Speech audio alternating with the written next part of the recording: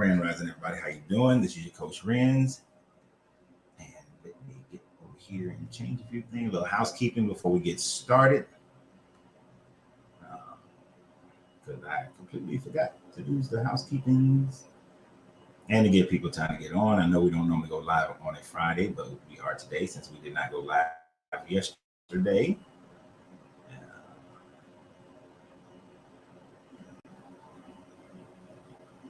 So we are going live today for about 2 hours. I hope you guys will join me in a few minutes here to let people get on. I know I just posted a video about this subject matter, but it was something that I thought, let's have a longer discussion about it. See what else you guys come up with. If you're, and we are also first time going live on Instagram, so welcome the Instagram people to the live. And we're just taking care of a few things first. Get our life in order here. Got that handled. Back over here, make sure that's good. That's good.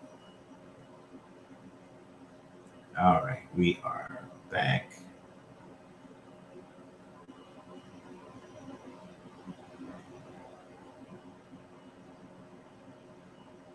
Now, I'm working this on StreamYard. I'm hoping that I did the live for Instagram as well. I am not 100% sure the Instagram comments are going to come up on StreamYard. So we will find that out. I see if I click over, I can see those. I can tell now this is going to be a pain in my hand. This may not work as far as Instagram is concerned.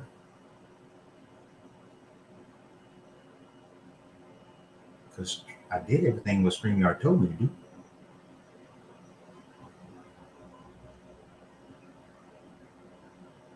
Your stream is public, you'll find at the top of the Instagram. Grand Rising Elizabeth, how you doing?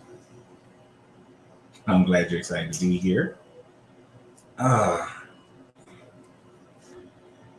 Jay, I see that you wrote something on Instagram. Unfortunately, I'm not seeing that on StreamYard. I will be irritated if I have to go back and forth. There's not. Can't post some comments from some destinations. I see. It's not letting. StreamYard is connected to the account you're streaming to. StreamYard just stream to. What? Okay, so there's something I gotta do to get the Instagram one to act right. Because it is not acting right. Because it says it's not.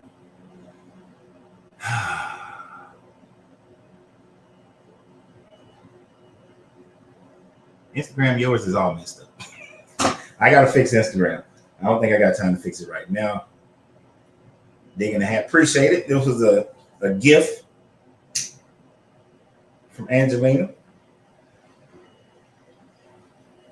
Got a whole jacket and everything to go with it. Jacket. Ontario, Canada. I'm not even Mantalulin Island. Mantalulin Island. Never. Yep, learned a new place. Appreciate it, DT. Welcome to the family. If you're on Instagram, you might want to go to my Facebook page if you want your comments to be seen timely. Wildlife Religion with Coach Renz. Also, Instagram looks and appears to be about a minute behind.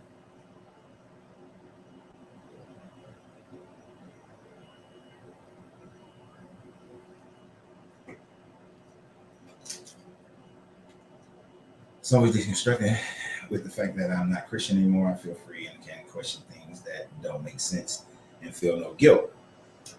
And that is a very good thing to be able to do that, to be able to express yourself and not feel anything.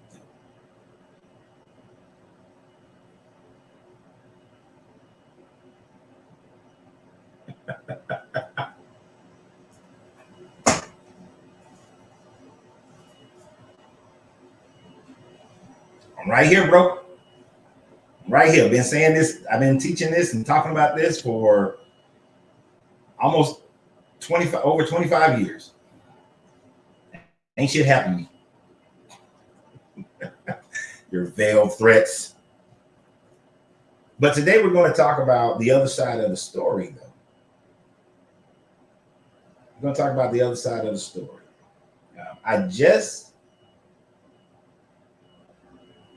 Yeah, that is actually good. I just posted a video on Facebook and YouTube. I guess I should have posted them on Instagram as well, uh, concerning this very subject matter. And but then I thought, you know what? I need to go live today. So what if we just had a live about that conversation, about that particular video that I just posted? And I'm posting it. I forgot to post it on Instagram.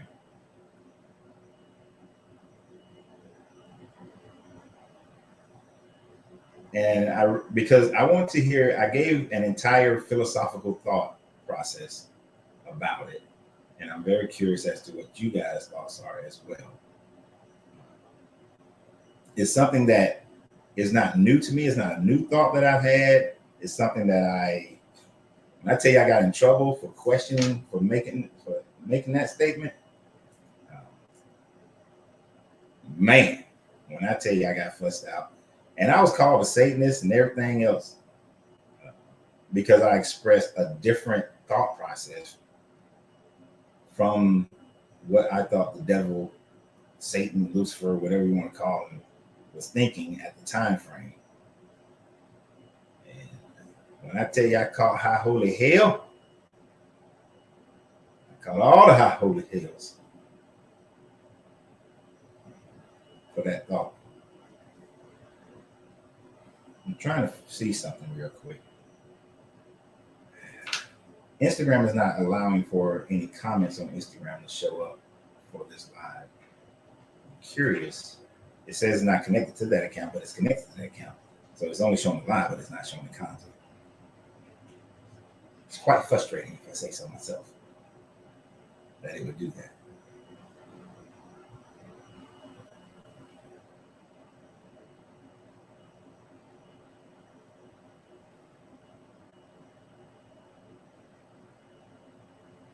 But let's see, are we five? Oh, we passed 5 minutes. Well, we're past the 5 minute mark. So it's time for us to get into this. I'm just trying to distract y'all a little bit.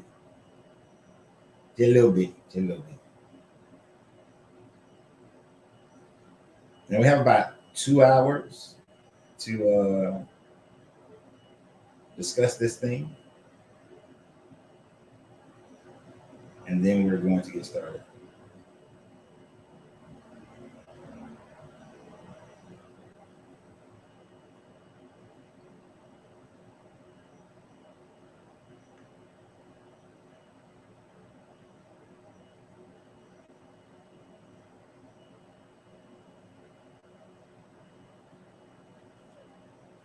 All right.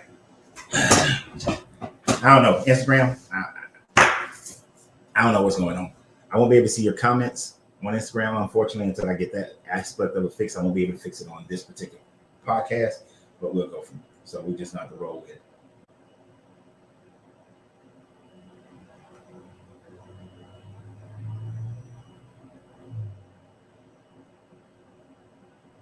But yes, I agree. The one who question things are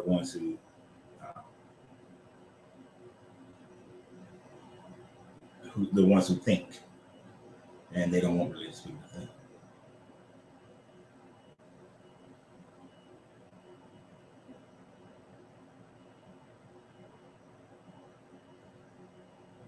person. Isn't it funny? Somebody will say something like BJ made a statement. People ask him to clarify, and all of a sudden now he's silent.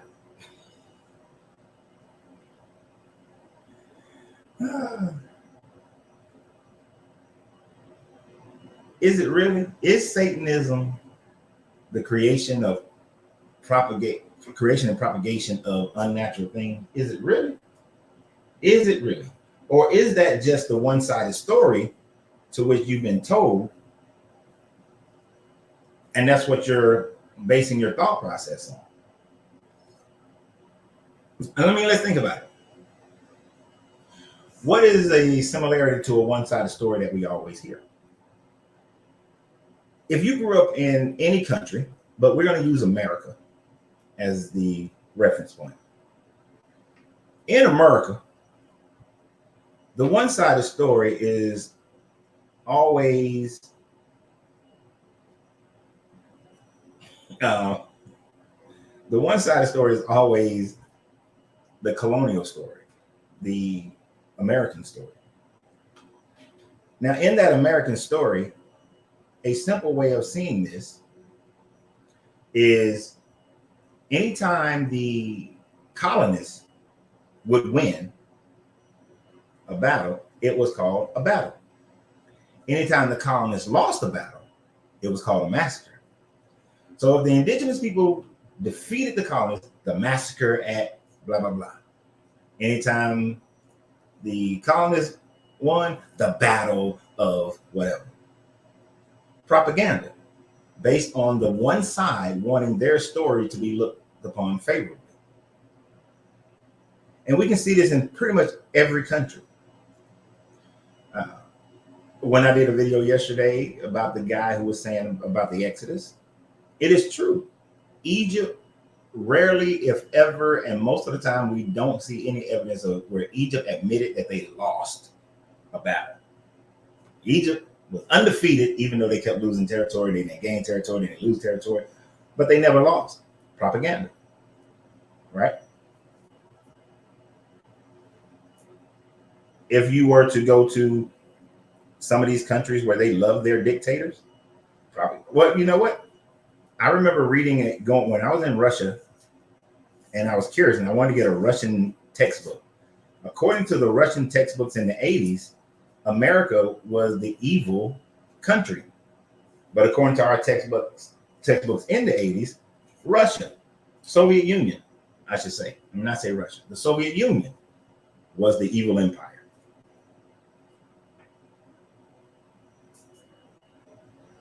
So as we look at as above, so below, as within, as without, the same things that happen in our history is the same thing that happens in the story of this Jesus character, right?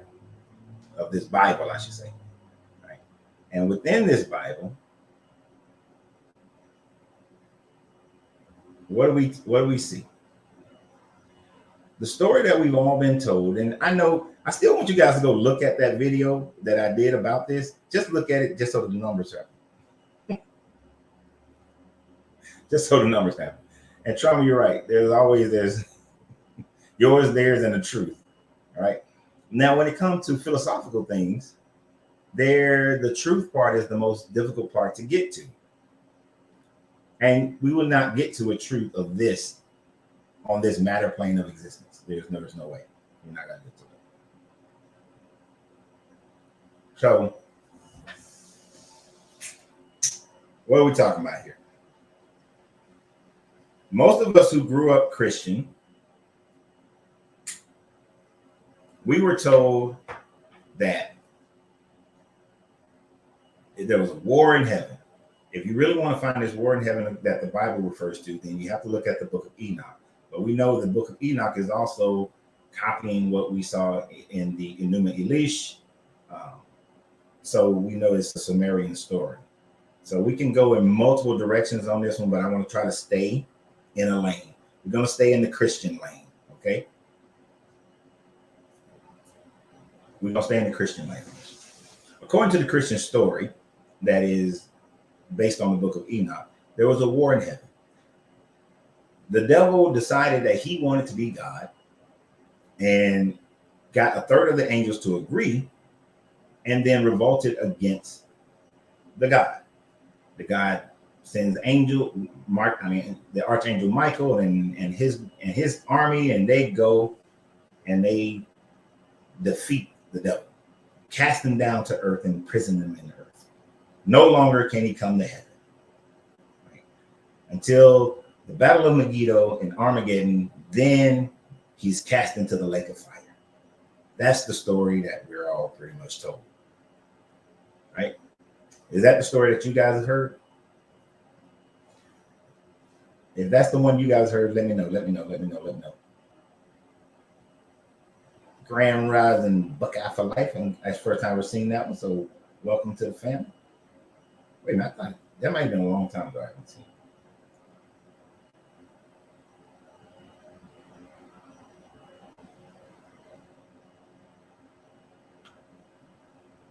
So tell me if that's the story that you guys all grew, if that's the story you heard. I know, depending upon if you grew up Mormon, you had a similar story, but it was a little different.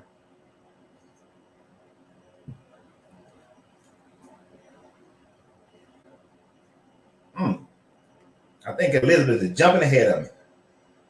I guess the biggest question is, in that scenarios would be, why did a third of the angels side with him if he was such a bad entity? Makes you think a little bit. Very key, Elizabeth. Right? What would be, no, you're fine. You're fine. What would be the motivation of the other 1/3 of angels to join with the so-called devil? Think about it. The devil wants to be God. So let's start at the beginning of this idea. Right?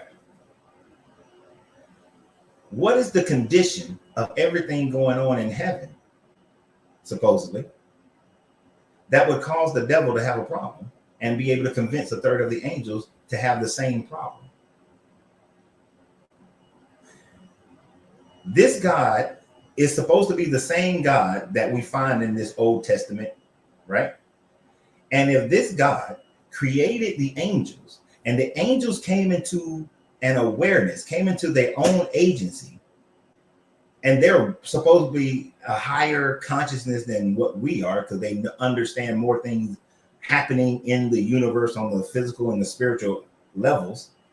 These angels, and supposedly this happens before the creation, even though the creation starts with everything was in chaos and everything was without form. This God would have wanted the angels to love him in fear and submission in the same way that this God wants man to do that very thing. So if this God was in that mindset with the angels and they are of a high conscious level, would it be plausible that these angels realize that this God just wanted them as slaves in the same way that it wants us to be mental slaves towards it?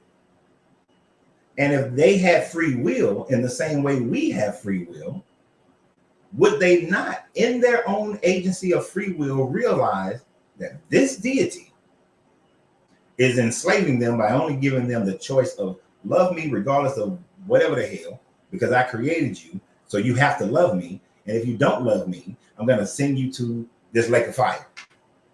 You got to go to hell.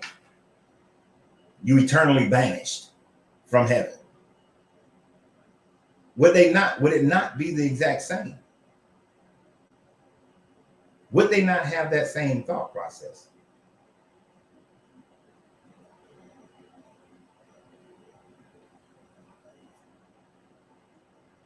And if they thought that, would the motivation of the so-called devil and the 1/3 of the angels be that the devil wanted to be God? Or would the revolution be, I don't want to be a slave? That if I have agency of free will, I should have multiple directional pathways that I could take, multiple existences that I could have. Why are you trying to just give me existence A or existence B? Love you and be with you like a slave to the master, or go to hell, eternal punishment. Why wouldn't there be, if there are conscious beings, just like we are today, there would still be those conscious beings would make a different decision. There would be some that would say, hell no to that. And I'm saying no to this heaven thing with you, the being with you and subjugation. And I'm saying no to this hell thing. Or I'd rather be over here if I got to be a slave. I'd rather die than be a slave.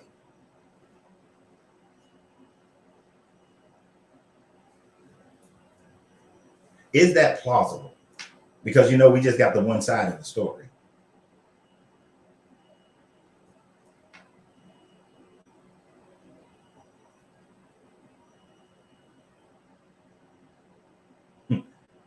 It does. It reminds you of when the gods fought the Titans and Kronos, who was cast down to Tartarus. Similar story. The wars in heaven, the gods fighting, the angels fighting, these types of higher beings fighting is not uncommon thought process. Yeah, I know it is. I'm gonna get vilified for this one. That's why this one is definitely would never be on TikTok. I know they'll ban my page for this one.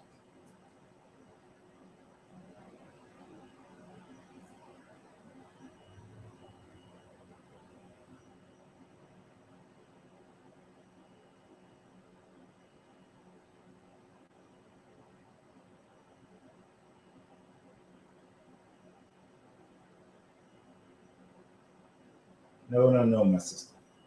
Benita, you want to say that this is your former slave master? This God is a slave master. When you only give people the choice of love me or I'm punishing you, that's slave. That's the slave and the master.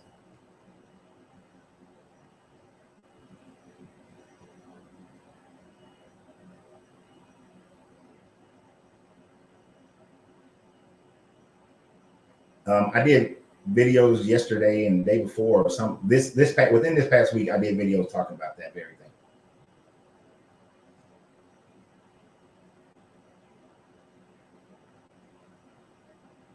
So, but is that a thought? Is that a logical thought process that if we have agency today and there are people who reject this God based on the fact that it wants you to be a slave, would it not be reasonable that the real reason why the so-called devil and the third of the angels rebelled against this God is because they refused to be slaves to this God? And think about how much more they would think that if their consciousness is 11 degrees higher than ours.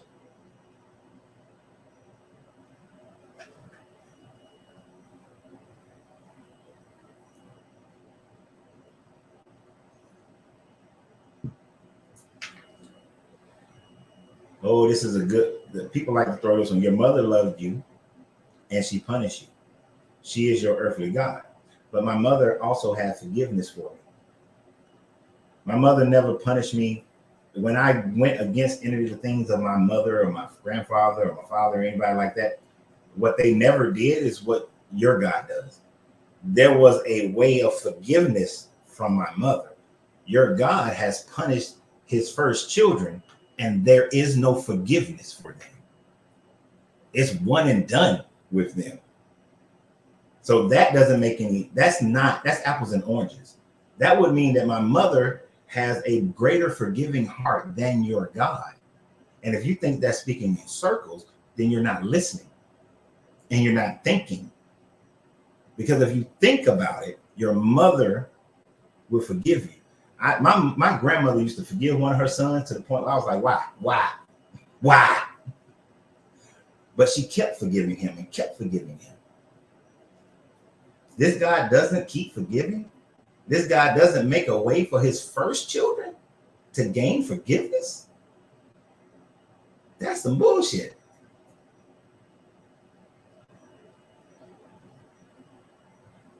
That gives me even more reason to not follow this God. Even more reason. Because that would be the dude who leaves his wife and his first kids, go to his second family, have some more kids, and completely ignores them first kids. Treat them first kids like shit while having this loving, great relationship with these second kids. No, them your kids too. You treat them all the same. If you can forgive these jokers, then you can forgive the first ones.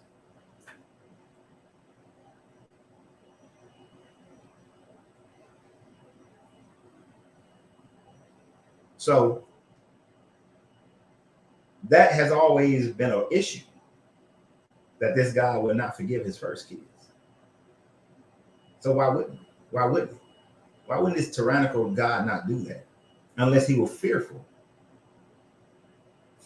of not acquiring the love of these beings. So let me start over and make some beings that don't have the full cognition that my first kids had. So let me put them in a garden and let them not know the difference between good and evil. Let me keep them kind of childish in their mentality, because only small babies don't know the difference between good and evil. They never know until they're taught. They don't know if they slap shit out somebody or they take a toy or an item, or they don't know that that's good or bad. And that is the situation to which man was created according to this book. But even in that creation, his plan didn't work.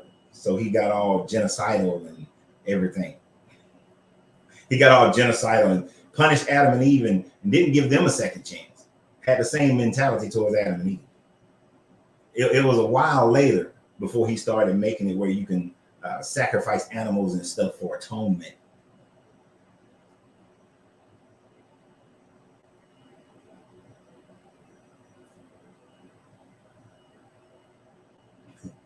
So what the thing that I talked about on the video and what I'm talking about now is the fact that the other side of that story is not that this Satan, devil, even though we know Satan, devil, Lucifer, they're not the same beings. The serpent, they're not all the same. That they just didn't want to be slaves. That 1/3 of the angels were able to be convinced because they too recognized the slavery that this deity wanted them to be under.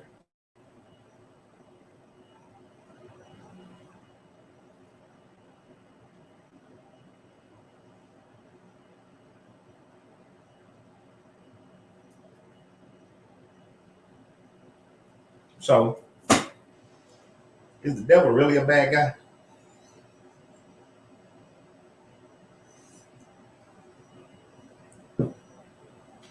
Or was it the 1804 Haitian Revolution that was going on?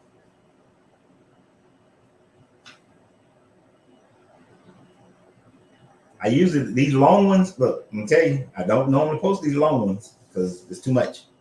If your parents say, get your stuff together, or they're putting you out, is that wrong? Or in the worst case, if your parents knew that a certain group of people were going to grow up and destroy their children, what would your parents do to protect them? How about if your parents found out you convinced your siblings to overthrow the household? What would your parents do to protect what belongs to them? Who's the bad one in any of these examples? Okay, see, that's the problem with these long ass things. There's too many examples. All right.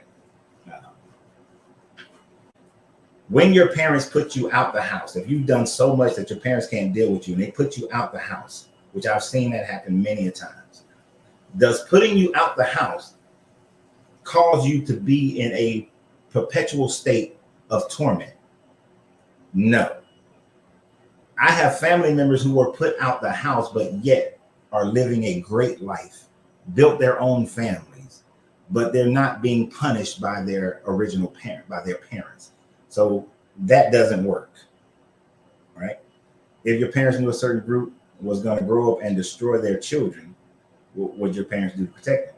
At the time frame that this God supposedly kicked the angels out, humans weren't created yet. Humans weren't even in the thought process yet.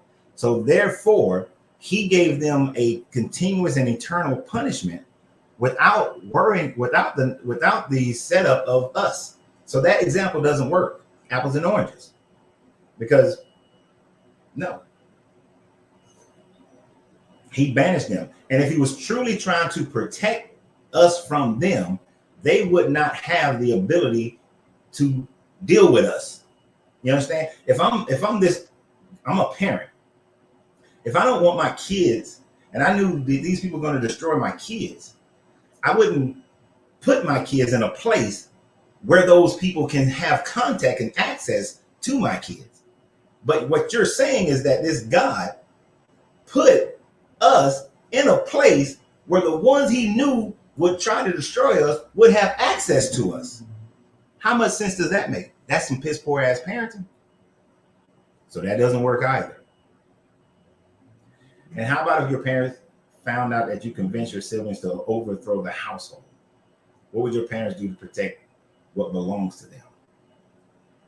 The parent then would kick you out the house and not have anything to do with you, but the parent still doesn't control your eternity. You can still go back to the first one. You still can create whatever life you desire. Your example still does not work. Still doesn't work, even in that last one. And yeah, if you try to overthrow the house, they probably would kick you out. But does that mean you're going to starve? Does that mean that you're going to be tormented for the rest of your life? Does that mean you're going to be burned? Do they set up the rest of the condition of your life? They don't. But this God is such an evil being that it desires to punish somebody for eternity. You see how that doesn't work?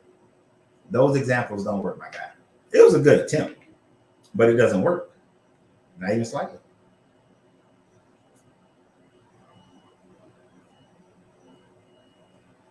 Not even a little bit. I'm not going to read this whole thing, but it doesn't matter if the angels are not sons. The angels are still created beings by this God according to this book. Therefore, the angels are still the children of this God, or at least created beings of this God that this God desired to have worship from. So that don't matter.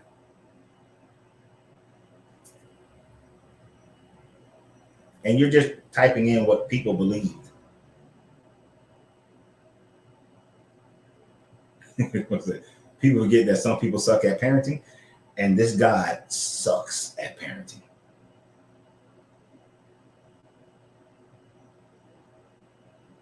You see, there's no way around this. As much as the Christians who are on here or the believers in this God are on here are trying to figure it out, there's no way around it. There's no way you're going to be able to justify any of this. You can't.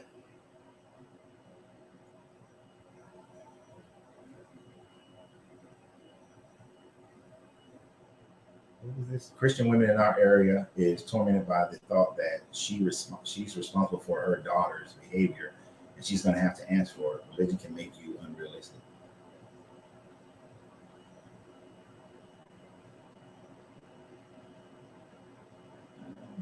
Okay. I don't know why this is not calculating in my head for some reason. She's responsible for her daughter's behavior and she's going to answer for it. That's some internal bullshit if a woman thinks that she's going to have to answer for her daughter's behavior. Everybody has their own agency and they have the ability to make their own decisions. What my kids do has absolutely nothing to do with any kind of torment for me. And if they believed in that Bible, then the Bible says that the sins of the sons are no longer, the sins of the father are no longer to be punished to the son. I have some phraseology like that.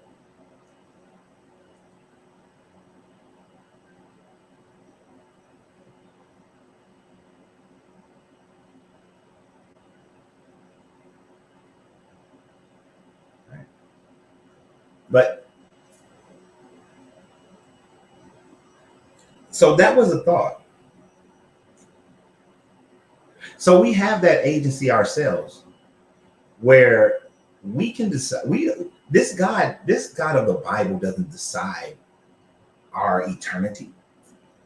If eternity exists, if the universe is limitless, if we are created in the mind of the all and it's infinite, then there are infinite pathways that we can take.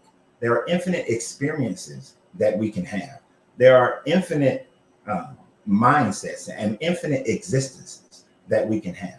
For a God to take us and put us in a box and say that you only have this path or that path, just as a book nullifies the existence of something that is infinite, although we are finite, we are infinite within the infinity of the mind of it all. So therefore, we are bigger than the box that the Bible puts us in, which, and I'll talk about it briefly here, which is why religion is the worst invention of mankind. Because although race puts us in a small box, I'll take your black card if you don't fit into this box of what black is. There are black cultures all around the world that are different from the black culture in America, that are different from the black culture in Africa, in Europe, in Asia. There are black cultures. And even within those places, there are more cultures. There's the Southern black culture. There's the Southern city black culture. There's the Northern black culture. There's the Northern city black culture, the country black culture. There's the West Coast black culture. There's the all over the place, different states, different cities, different towns. Black culture is very different depending upon where you are. So should I be in a box of this is black culture when black culture is much larger, much more expansive? So if race is is that bad, religion is even worse, because race only identifies you as far as your existence right now. Religion wants to put you in a box that's supposed to be for your entirety of your existence, and creates more separation, creates more division, creates more war, more anguish and fight and frustration than anything else. Because although, and y'all don't get mad at me, them damn New Yorkers, New York folks, I'm gonna tell you, when they first came to Atlanta, I couldn't stand them. I couldn't stand them. We used to, if you just said you was from New York, I don't like you. I don't even like you. Didn't even give you a chance back in the day. Right? But I've advanced. Look at the individual, learn the individual, get to know the individual, understand some of their cultural differences and that sort of thing. But religion doesn't allow for you to do that. Religion places everybody in one little box, and then they have their different denominations and they fight, and everybody's fighting. At least we don't fight. I may say that you act too Caucasian, or you act too Asian, or you act, I can't really deal with you, or whatever. I don't go and kill you, whereas religion kills you. We're not going to fight over what we call racial diversities, but people fight over religious diversities.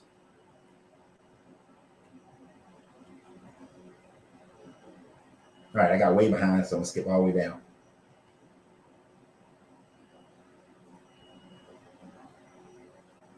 So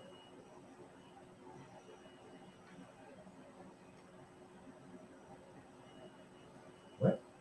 Becoming Lucifer is becoming the devil and making yourself condemned for eternity, right? Effectively, even though Lucifer is the morning star, it's an analogy, it's a metaphor rather. That is, it is your condemnation in the Old Testament. In the New Testament, it is the light bringer. It is the one that brings knowledge, that brings light, that illuminates. Right? It's the Illuminati. No, but it is different. It's different between Revelations and I think it's Isaiah or Ezekiel, one of them. So it's an allegory. But no, becoming Lucifer really is to become the illumined, is to become an independent thinker, is to become enlightened. Of course, the way we use the word today, I wouldn't utilize that terminology because of the simple mindedness of most people, which is why I would just say becoming an alchemist.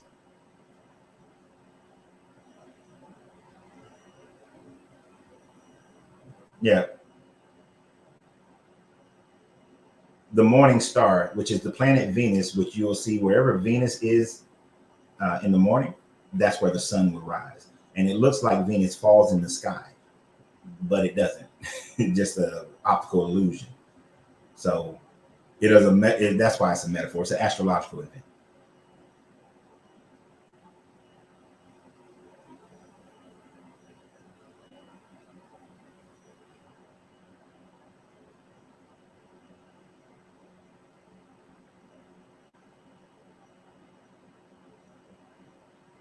And this is funny. This is funny. When I've dealt with people that they call pagan, witches, Satanists, when I've dealt with those people, I actually receive more love and cheer and joy and peace from them than I receive from Christians. And that's a damn shame for a religion that claims to be of love. But they have more tolerance for your differences than the Christians. And that's messed up.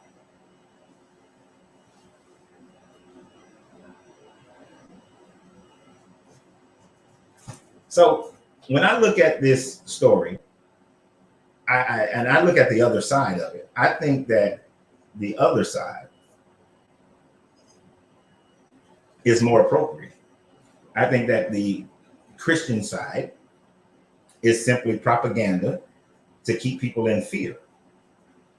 The true menacing person in the Bible is the God, the one they call God, Yahweh, Elohim. That's the menace. That's the one that genocide. That's the one that kills you. Moses does a great job for this dude. His pretty much the half of his life, more than half of his life. Team Yahweh. But hit a rock, get frustrated at the Israelites, and take some little credit for hitting the rock. He don't take credit for hitting the rock. Don't take credit for the water, but hitting the rock. And then this guy's like, see, you took some of my damn credit. So your ass ain't gonna ever see the promised land. This guy's an asshole. He's an insecure, narcissistic asshole. Which them angels, them 1/3, realize that.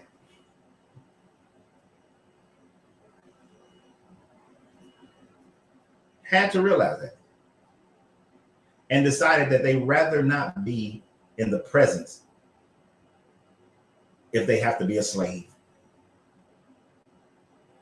And when we think about any of our systems of slavery, you have as Malcolm X so eloquently put it, you have the house Negro and you have the field Negro.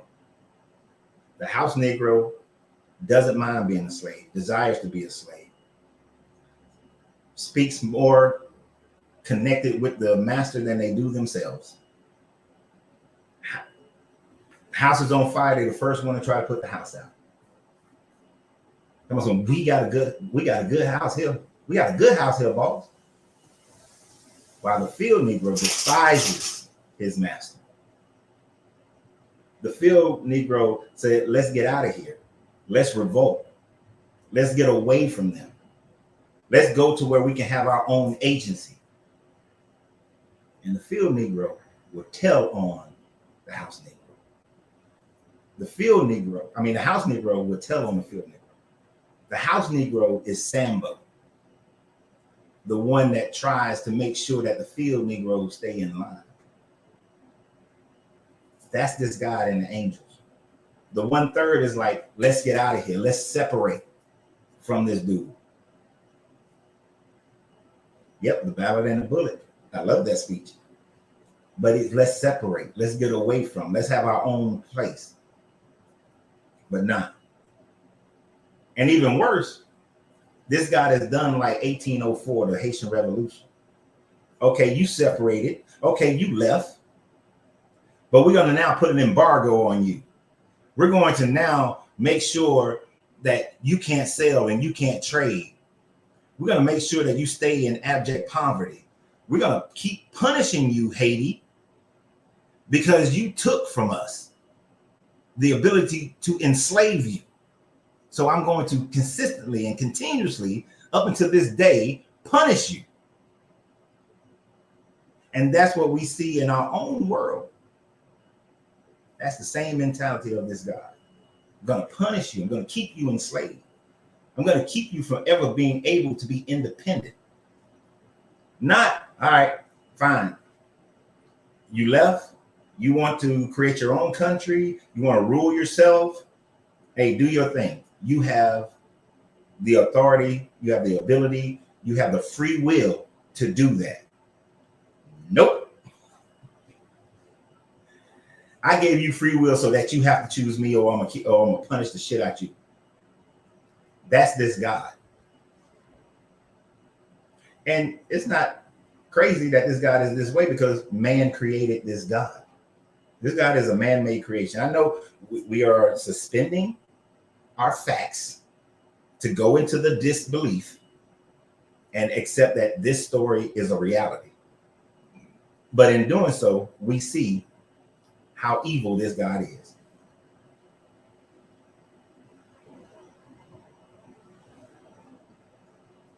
Exactly. Ooh, that's a new name. Thukela. Thukela. Am I saying that right? Thukela.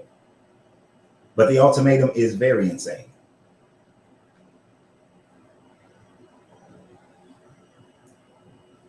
It's very insane.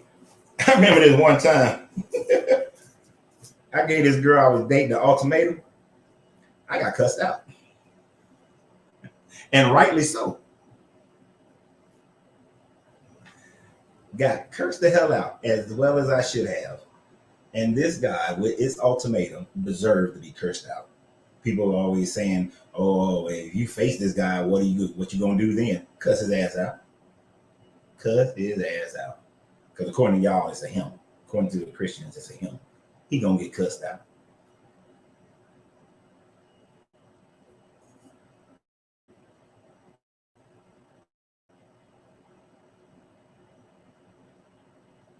Let's remember that when slavery started, that's when the truth was demolished purposely by those who architected it. Now, we cannot anytime soon find the truth, because among us, there are those who still benefit from this new world order, and they created laws, constitution, religion, politics. Yeah. Whatever the truth is, those who are in power are only going to tell you their truth. That's it. They're only going to tell you their truth. They're going to tell you the truth. Why would anybody who is the master give you true autonomy when they know that if they gave you true autonomy, there's a strong possibility you won't choose them. And so instead of giving you that autonomy, instead they enslave your mind. And that's what we see in these stories, that this God attempt was to enslave the mind of his first children. It didn't work with a third of them. So the only thing he can do is punish them to a degree where the other 2/3 will stay in line. The other 2/3 ain't going nowhere. You see what happened to them? I will live in this fear. I would do whatever this genocide maniac tells me to do. I would do every immoral thing that this thing tells me to do. Think about some of the immoral things that the angels had to do. Hey, Sodom and Gomorrah. We got some people in the city acting up. All right. Instead of just killing the ones who are acting up, this God sends his angels to go kill everybody in the city. All the women, all the children, all the old people, all the babies, all the ones who ain't had nothing to do with those men. Go kill them all. And these angels had to go do it. Why? Because they're afraid of that God. Balaam is with his donkey. Donkey gets scared, he beat the shit out of the donkey. Donkey gets scared, he beat the shit out of the donkey. Then the angel said, I was going to kill you, Balaam.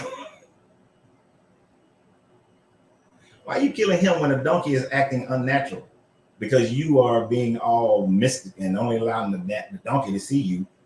I'm sure if Balaam had saw the angel this first time, the same time the donkey did, that Balaam would have been like, oh, hey, Lord, what's going on? Nah, he was going to kill him. The angels have to do all the stupid genocidal things that this God tells them to do because they are afraid because of what they saw with the 1/3. And that's how people are today. People today, oh, you want to disagree with my Bible, my God? Then you're going to go to hell. You're going to get punished. I'm going to kick you out of the family. If you're a Jehovah's Witness or some of these other offshoots of Christianity, you got to get away from the family. We're going to kick you out. We're going to exile you. Look how many times in Leviticus and Exodus and Numbers that people had to be exiled. Oh, you worked on a Sunday? We're going to kill you. We're going to stone the shit out of you. Well, first they said they'll exile you. Then when a man did collect some wood on a Sunday, they murdered him. Oh, you said something bad towards your parents? You disrupted towards your parents? Murder the kids, kill the kids.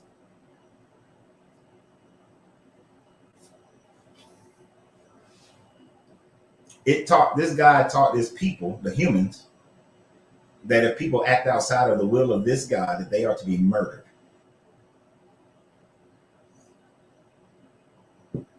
Kill them. After telling them, thou shalt not kill.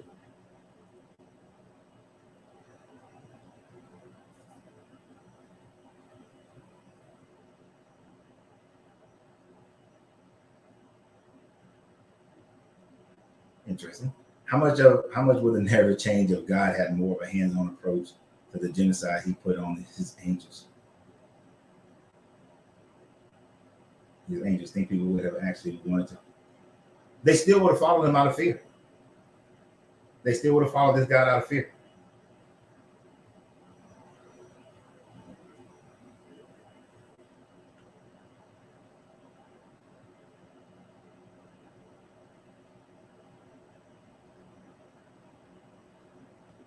What up, Norman? I haven't seen you in a while, my guy.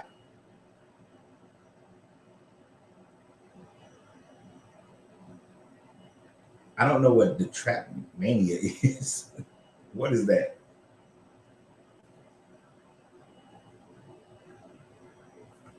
At the end of the day, Debbie is 100% correct.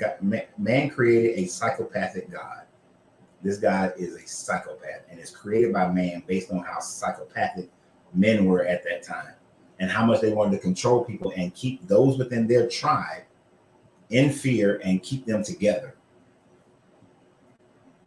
I mean, if you think about it, what are some of the stories that they feared?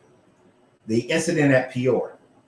Them Midianite women had some good pum pum, to which understand the Midianites are part of Abraham's lineage.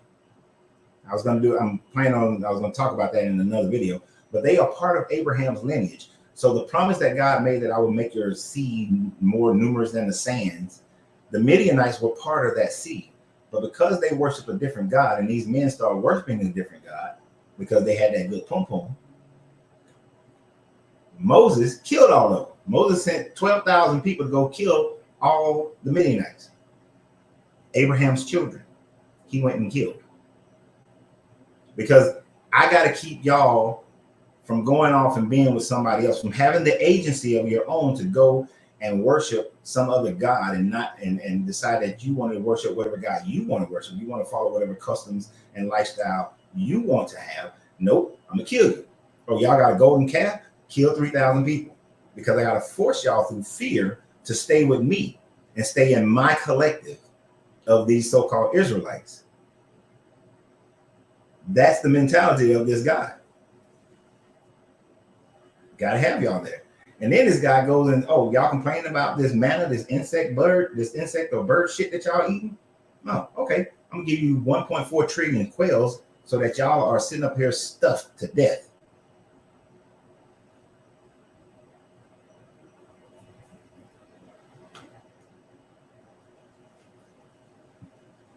and this is true, men have really rarely created a God that's better than himself. If I created a God, it would be better, it would be more humane and better than anything that I can contemplate that I could ever be.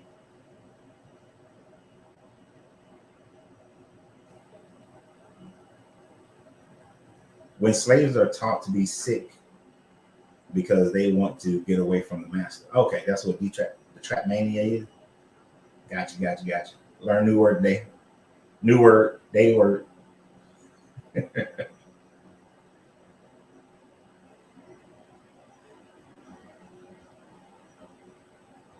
Oh, see, Adriana, you got to be with us. You should have been with us when we talked about manna and what's wrong with the Bible series. So manna is either insect shit, you little white pebbled insect shit, or bird shit that they would find every day when this manna from heaven, and they would pick it up, and put it all together, grind it up, and make bread out of it. That's what manna is. Manna is not the bread. Manna is the insect shit that they make into bread.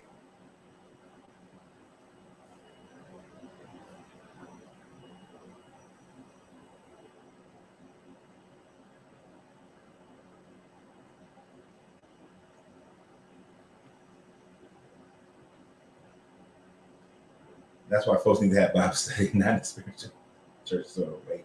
Yet rather class that discern facts from fiction. Yeah, they would never do that. If they did that, they would lose their congregants. You would have to change the religion.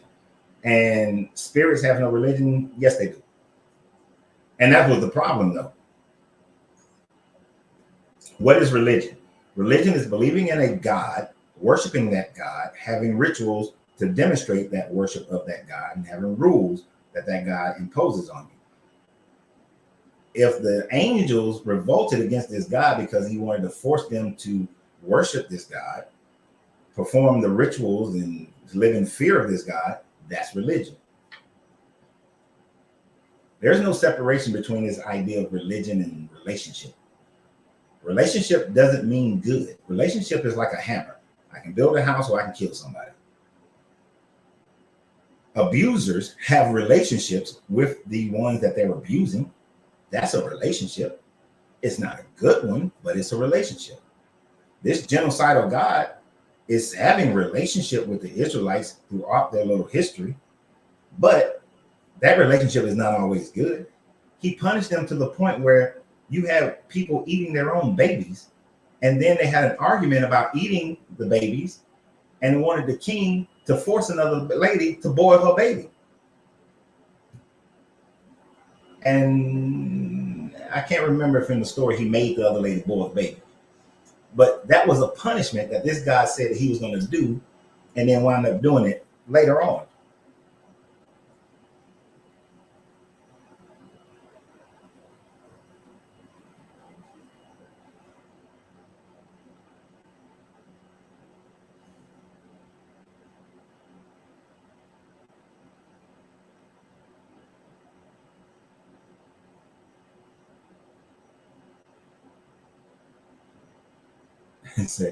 It's why the black people as a wild man, why the black people as a wild believe in God so much and how hard they rock with him. Because the more, it's interesting, the more wealthy a person is or sustainable of life, the less worship they have of this God. When you go to countries like Denmark, they don't worship this God like oppressed people do, like poor people do.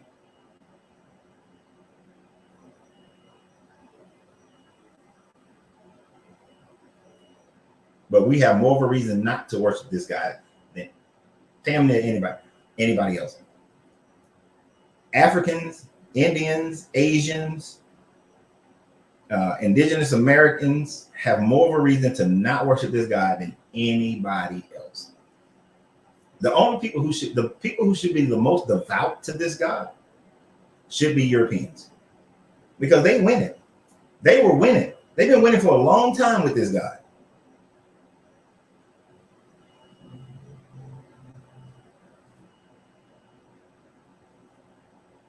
Right. And it's not, it is definitely a class thing. because poor white people should be like, hey, hold on, why are we not getting our piece of this pie? We should be getting our piece of this pie as well, but they're not.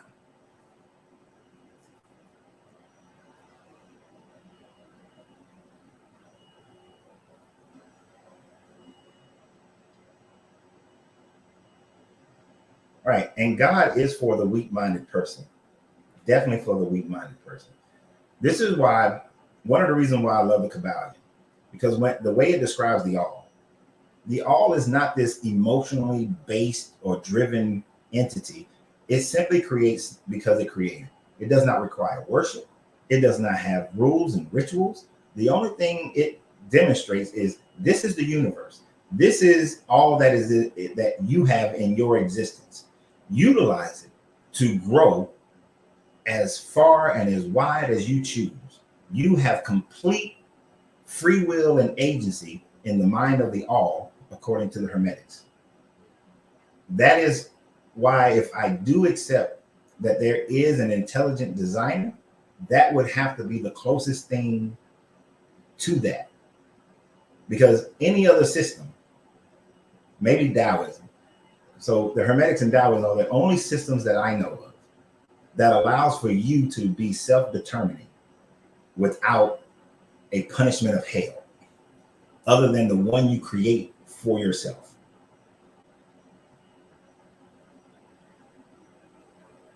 The rest of it, the rest of these things is bullshit.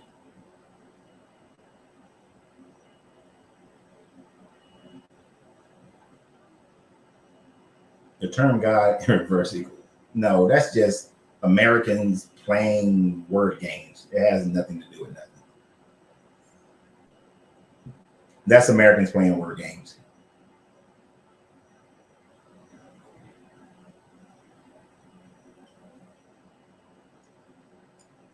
If you convince poor people that their God wants them to suffer and be more like himself or itself, they do not wish to be. Yep, that's the house slave mentality. That is the house slave. That's Seeley talking to Sophia. Don't worry about what's going on today. The hereafter.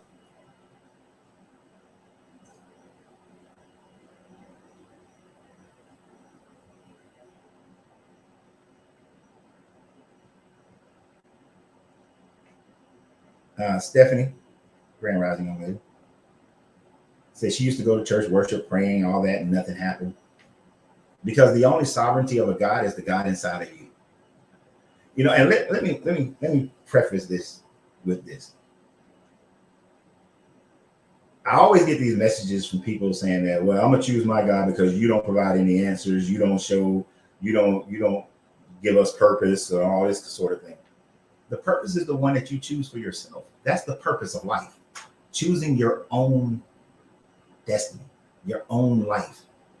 If you want a house, you go create the house. If you want better health, you can go create the better health. If you desire to go to the next higher plane and manifest whatever it is on that plane that you desire, you are the agency. You are the God that does that.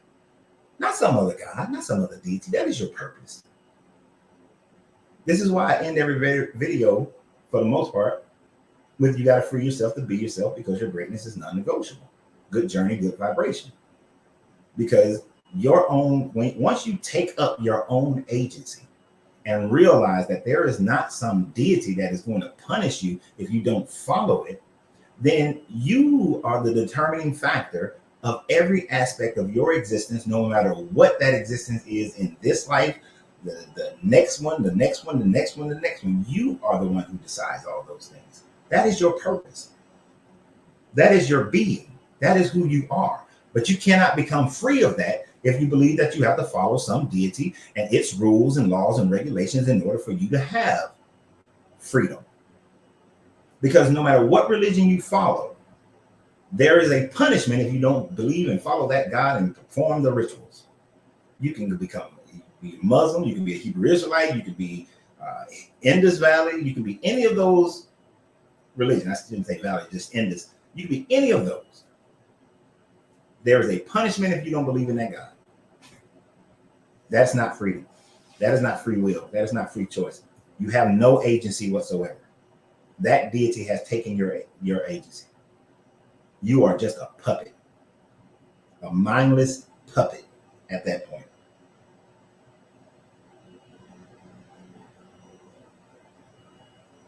There are some rich folks who hold that, and their minds are weak as well, because they believe that everything that they have in their life was given to them by that God.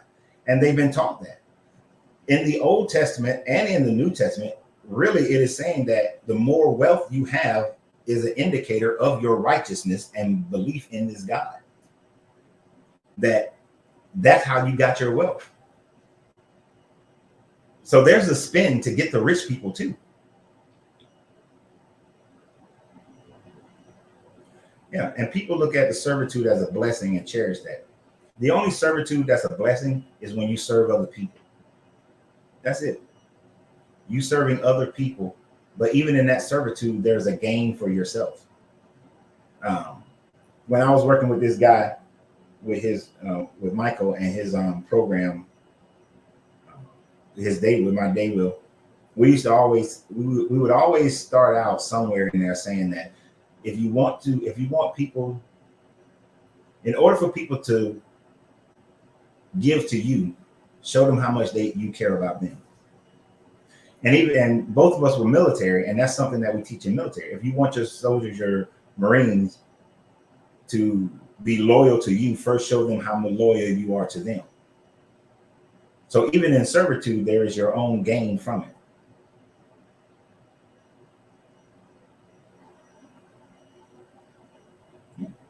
And you're going to have Christians on every level, because the book is written very well to try to keep every person at every class level in servitude towards it. The hardest people to keep in servitude are those who have gained wealth. They're the hardest to keep.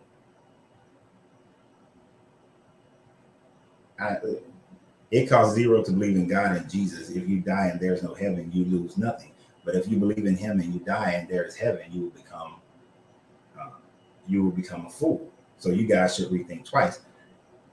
Emmanuel, which means God is with us. Let me ask you a question, since God is with us right now. That only works if you're talking to an atheist. If you're wrong and Islam is right, you go to Muslim hell.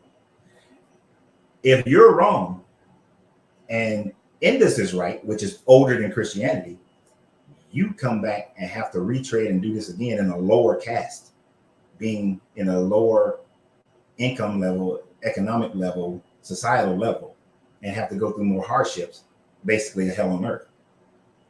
If you're wrong and the Zoroastrians are right, then you go dwell in hell with Agramenia. So your statement, sir, only works if you're talking to an atheist. Stephanie put Zeus up there, and she meant, even though it's not pertaining to this statement. But if the ancient Greeks were right, you go to Hades, my guy, and you eternally are damned in Hades. If you're wrong and the Cometics are right, and they are older than your Christianity and your Hebrew Israelites, then you don't get into the field of reed with Asar. Who is it? I forgot the deity. Amunet. He comes and devours your soul, and you go into annihilation. So that don't work. Come up with a new one. But I know that one comforts y'all. That one gives y'all comfort. That makes y'all feel good to say that it doesn't cost you anything. But if I compare it to the other 4,200 religions, you got one shot to win and 4,200 shots to lose. Well, 4,199 shots to lose. So you're making a bad wager. It's a very bad wager. If you go to Vegas with those odds, you're going to lose. And you're going to lose a lot.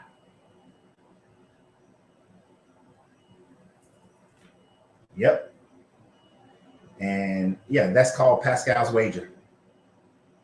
And you know that, what is it? They I think they charged him with heresy for that because they knew it made too much damn sense.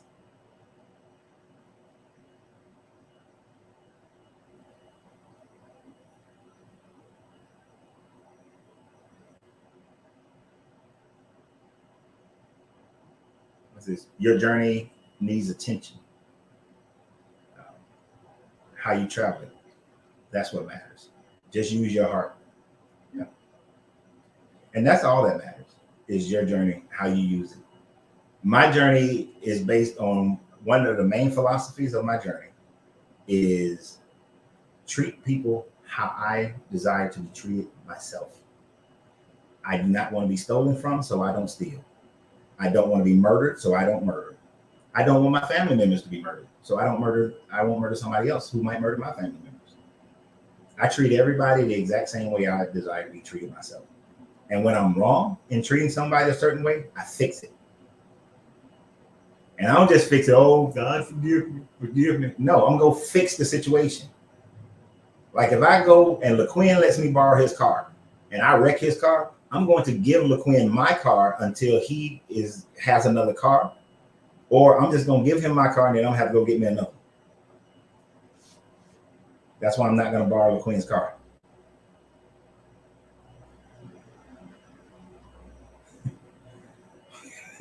Because it is faded.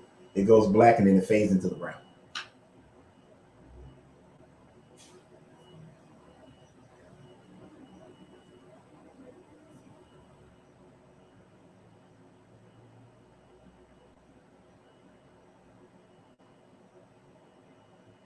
This is you know what, and this bothers me.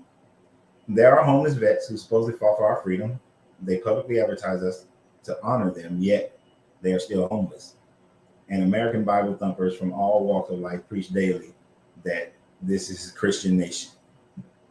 Now, some of those people who got the love, I'm a vet, they bullshit and they lying, they're not vets. But if you are a vet and you are homeless, and trust me, there are people who have cell phones who are vets, who are homeless, I mean, there is veteran housing that they can go stay in. Like the VA here, like if you went to the VA hospital here in Atlanta, there's a whole complex in the back and part of the hospital that's veteran housing. So vets really don't have an excuse for being homeless unless they have a mental problem, and that's the part that we lose out on. But that's why I'm very skeptical when I see a veteran, somebody holding one of them vet signs. Just, I know it's a little segue, but as a veteran, you know, there's no reason for a vet to be homeless. But this country could do a better job with its veterans.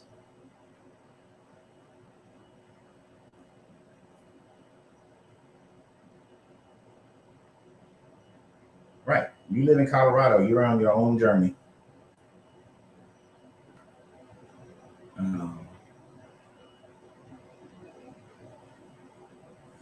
Instagram, I can't really see your comments because something's not working right with, well, my attachment is not working right with, what is this thing called? StreamYard.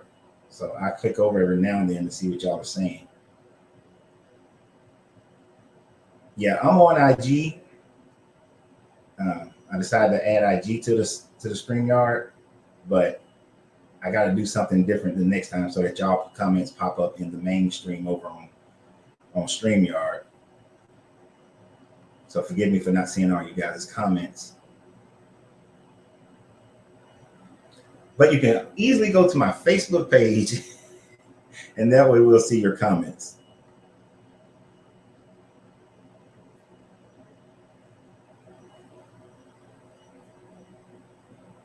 Yep.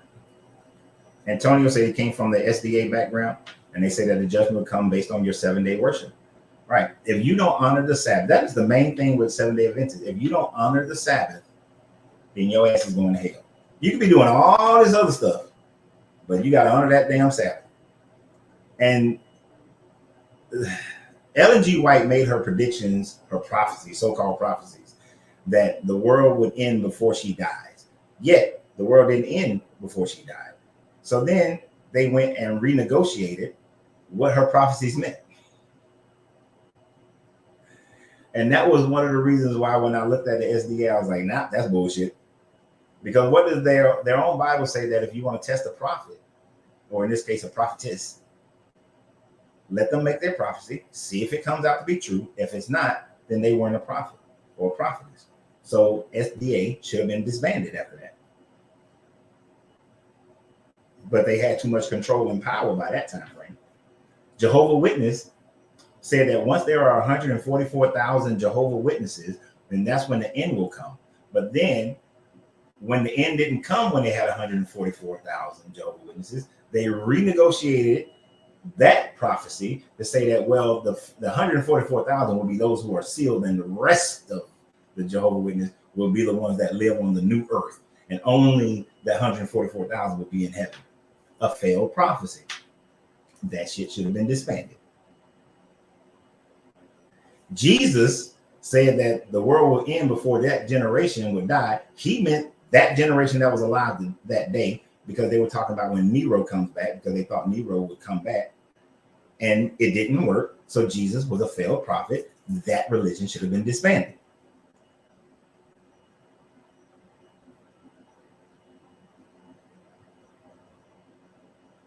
Yep. She had way too many inconsistencies.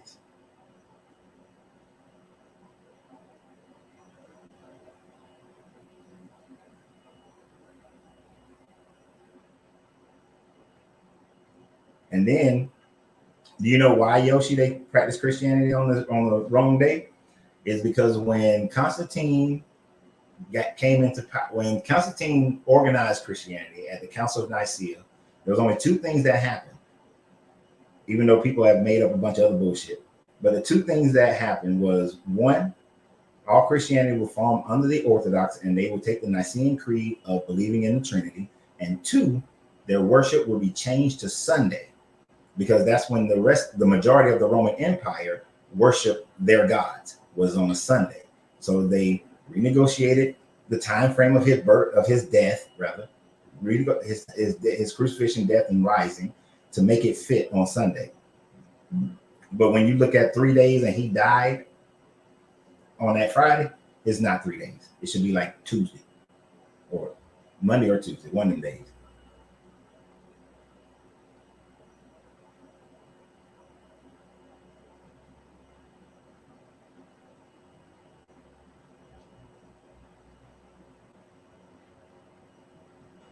But yeah, this whole thing is full of shit.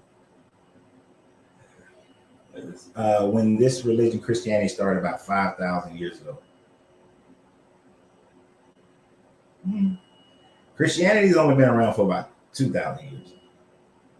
The Jewish religion, if you want to count their time, that would still only give you about 3,400 years ago, 3,500 years ago that it started. Their crusades was dominated to kill individuals who didn't convert to their religion and God's people, and worship individuals that has walked on earth. Yeah. All it was is a copying. The Old Testament is, for the most part, up until you get to Hezekiah, is a copy of the Sumerians, the Kemetic, the Zoroastrians, the Babylonians, and a whole bunch of other people. And they're really just worshiping Enlil or Enki, depending upon what time frame you're looking at. All right, there is no hell except for the one that you create in your own mind. And this is where I'm going back to the original. The problem I do have with the people who worship Satan is that they fell into the same trap, though.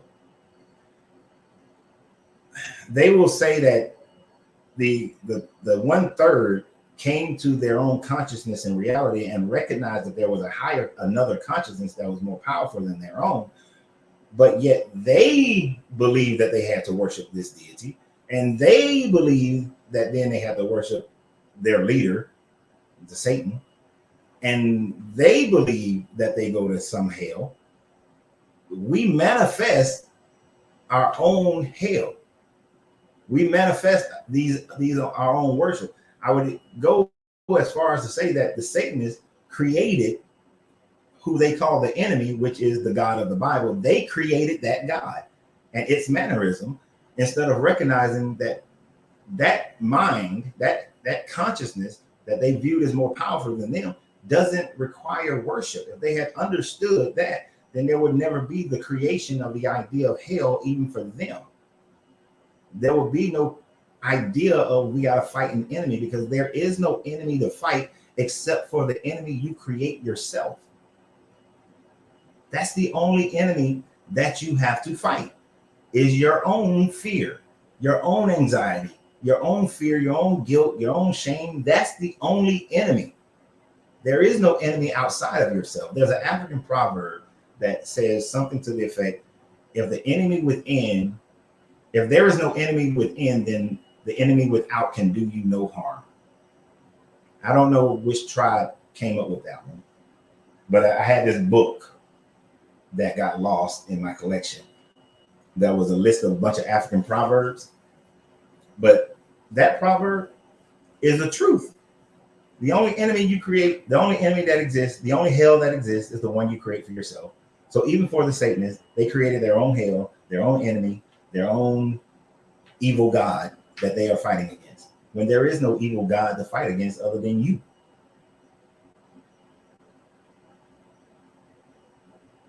That's right. We create our own reality. You are your biggest enemy. The enemy is inside yourself.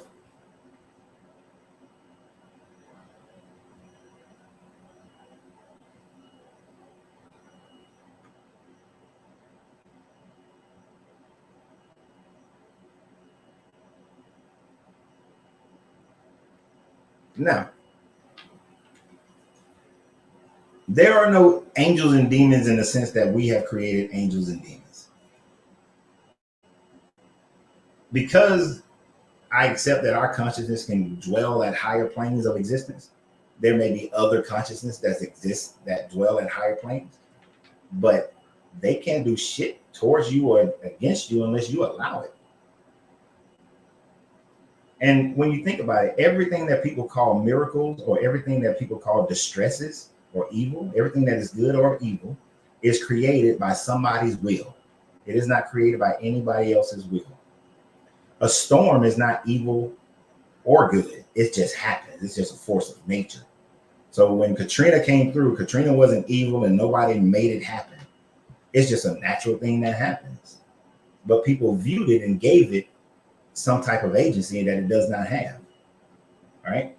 So when you lose a loved one, when you are healed at a hospital from a surgery, that is because of the will of somebody else or some natural force.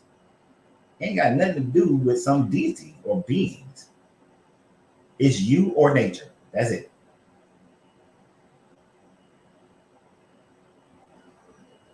All right. Angels and demons are just good and bad people. Good, bad people. And then we give nature a consciousness, that a higher consciousness than it really has.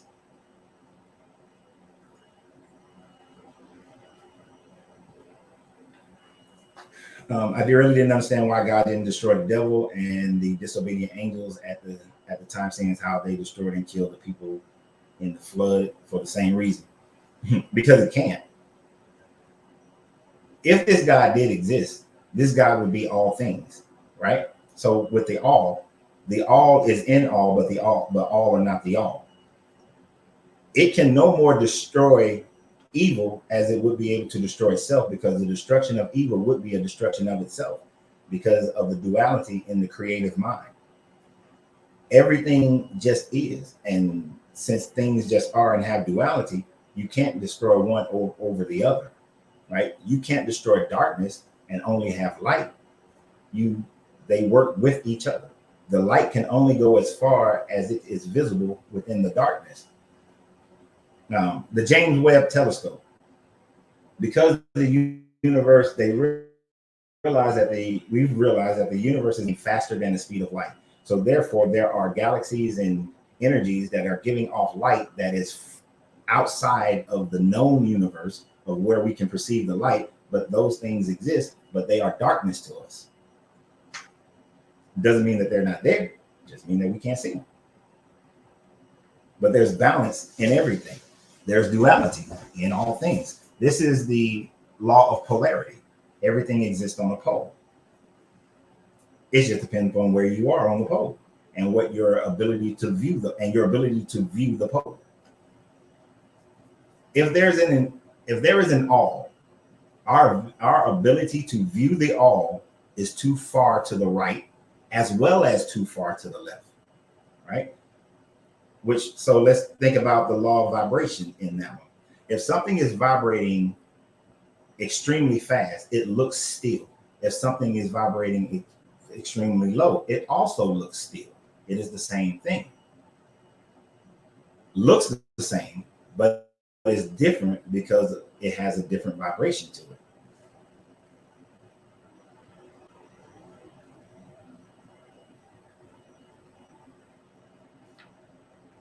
So he didn't kill the devil because he is the devil. Yep.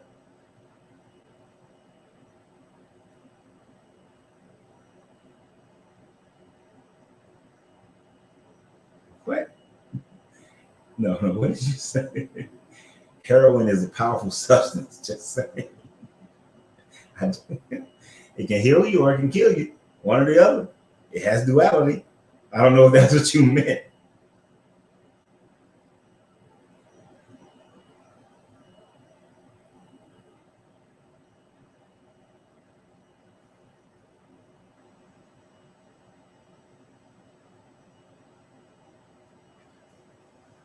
Now, I know you're talking to somebody else, but that last line, Jesus preached about loving your neighbor as yourself.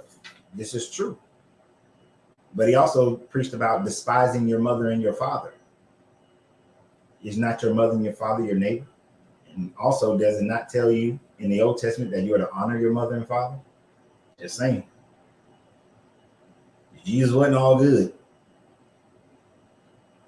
Because if somebody was preaching today, David Koresh, one of the reasons why he lost a lot of followers is because he told those followers that they have to leave their families and despise their families. Jehovah's Witness will kick you out of the family in a heartbeat if you don't believe and stay with Jehovah's Witness. So will the Seventh-day Adventists. They will kick you out if you don't stay with them.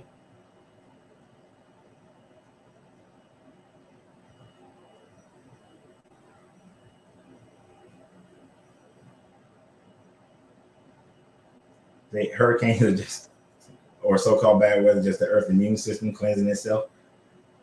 And not only just cleansing itself, it's just the way nature has, it's been, it's just the way nature functions. If you think about it, the current, if the ocean current currently forces hurricanes to come from West Africa into the Caribbean and then back up and out. If you change that, if that current changes, those hurricanes won't come into this area anymore. But the earth and nature will still do what it does. And why would, if you are a benevolent God that you're going to put humans on this planet, sentient beings, why would you put them in the pathway of these hurricanes? Why would you create volcanoes so that the earth can heal itself? Couldn't you just create a flower that releases what's necessary for the earth to be able to cleanse itself? Why fires and hurricanes and volcanoes and earthquakes and all these different things? Those are just forces of nature of how this planet has developed.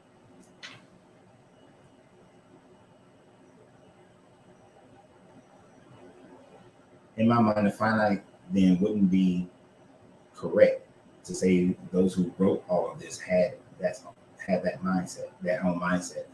Our mindsets are limited, and if we can comprehend, then surely we couldn't. I got a little bit lost in that one. If my mind is finite, then wouldn't it be correct to say that those who wrote all of this down had it? Oh, right, they had their own mindset, right? Because they're limited in how they can think. But what's sad is that they were so limited that they couldn't see beyond what the current culture was. In the current cultures of the writings of this book, everybody else around them had these gods who, when displeased, they tortured or tormented the people who's supposed to believe in them. So they wrote this God to be the same way. But those who were of the more hermetic alchemical mindset recognized that the all is greater than these many demigods that they were creating. That is beyond that. So there were those who thought beyond beyond the limit of those who wrote these religious books. But of course, those weren't the ones that were supported by government, so they didn't get the same kind of push. Now, if they had got that push, the world would be a much different place, where people wouldn't be going out here trying to force people to become part of their religion, because there would be no hell for them to be a part of. There will be none of these rituals and going to churches and professing sins and all this shit, whatever existed. So we wouldn't have it. And we wouldn't have the wars. We wouldn't have all this mistreatment of people. But man is flawed in that, so man will write based on that.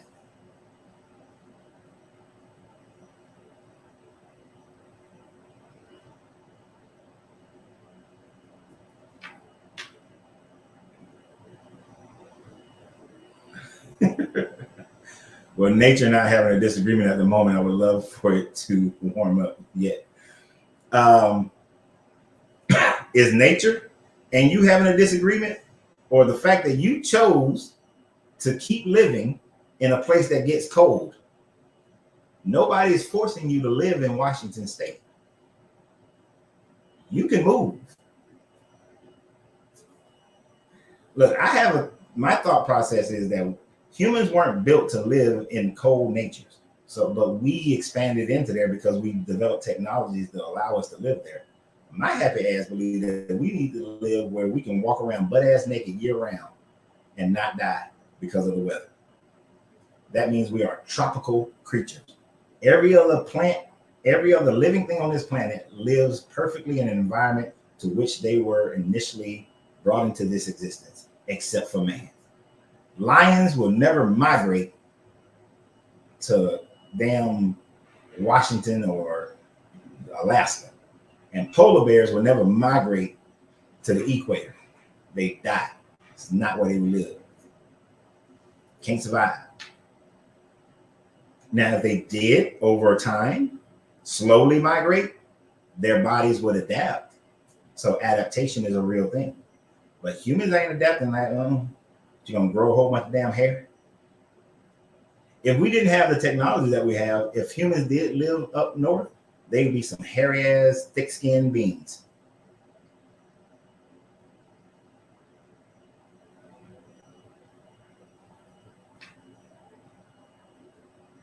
All right, wait. I need a minute. Give me a minute. Give me a minute. I got to go check something real quick.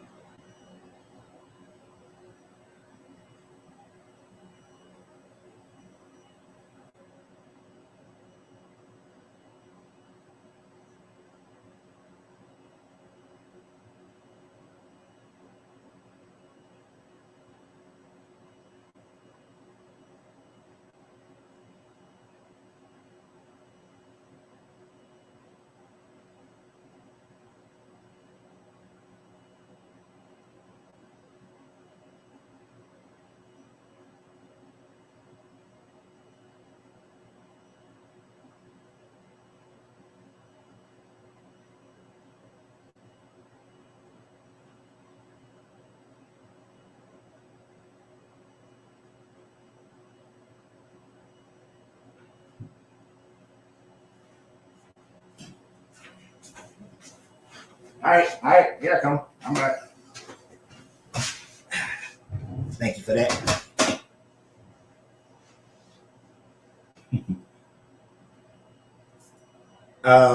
That's right now still a conspiracy theory. We actually have no proof that man is controlling the weather.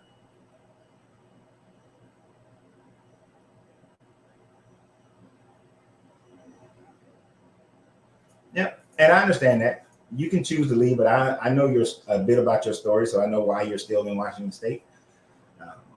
But it's still a choice until you're changing. But when your situation changes, then you be dumb as hell for staying up there. It's cold.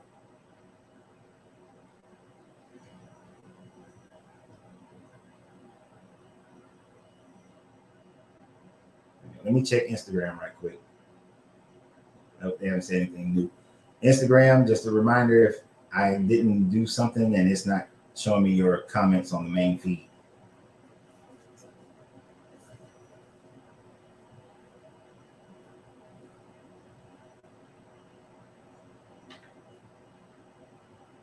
True. There's a lot of things in history. There's a channel I like called Alternate History Hub, even though it's very Eurocentric. But what was it? I think Hannibal's mother got sick, and that's why he turned around, or something like that. But if Hannibal had continued and conquered Rome, things would be much different.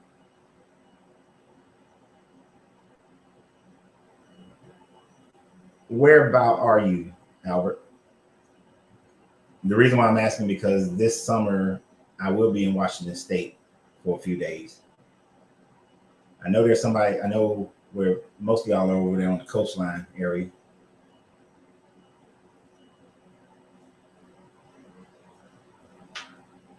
And this is always funny to me. Most Christians will use weather as a proof of God, that God is real. When Katrina happened, they were swearing up and down, "Oh, God is killing all them people because of all their messed up stuff and they're evil and all this kind of stuff." But a whole bunch of Christians died in Katrina as well, and so that was some bullshit.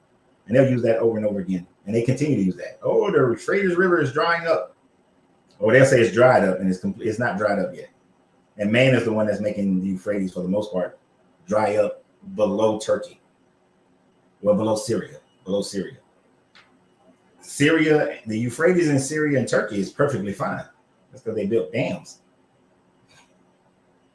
Appreciate that, Terrence. Angelina picked this hat out for me.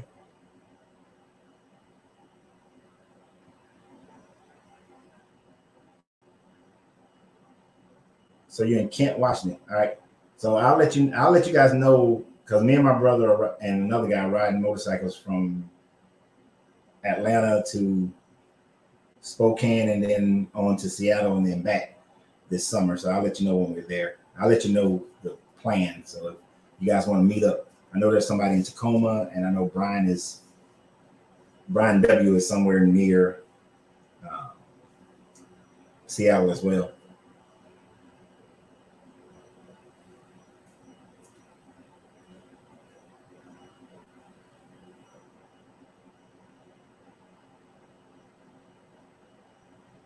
But yeah, if God was omniscient, he wouldn't have to constantly change the way he deals with mankind. The flood and his way. Right. He said that he messed up. He said he regretted making man, according to this book.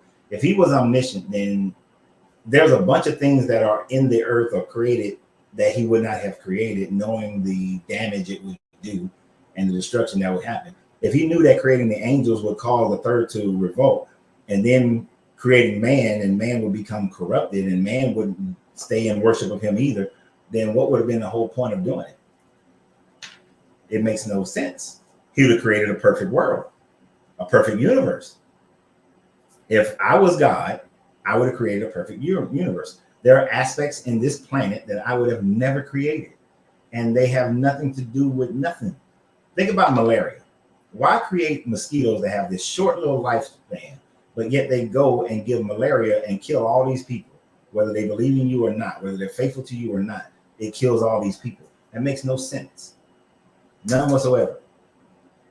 And it's not creating it to be a test. Oh, I'm going to create malaria and see what it does to all these people, to test all my good little Christians to see if they actually help these people that it's killing and eradicate it. They've eradicated it in their country. Why won't they go and eradicate it in somebody else's country? That's my test of the good, to see if they're worthy enough to follow me. But if that's the case, a whole bunch of these Christians are going to hell.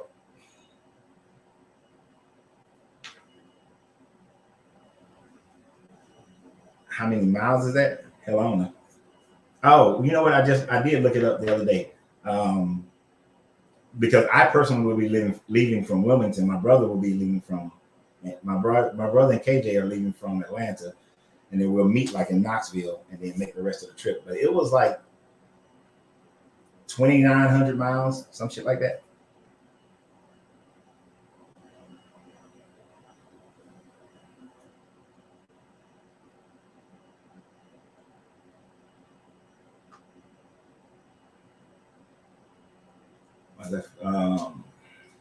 It was this post about people not being Christians. According to the Christ guys, they apologize in advance for the lengthiness of the post. Because the religion of Christianity adheres to whatever culture you're around. Anyway. Proof that Christianity. Oh yeah, in the video. So that was a video. You're talking about the one I did yesterday, where I was saying, and I actually did a part 2 of that one today, where if Jesus wouldn't count Christians today as Christians because they're not following the law.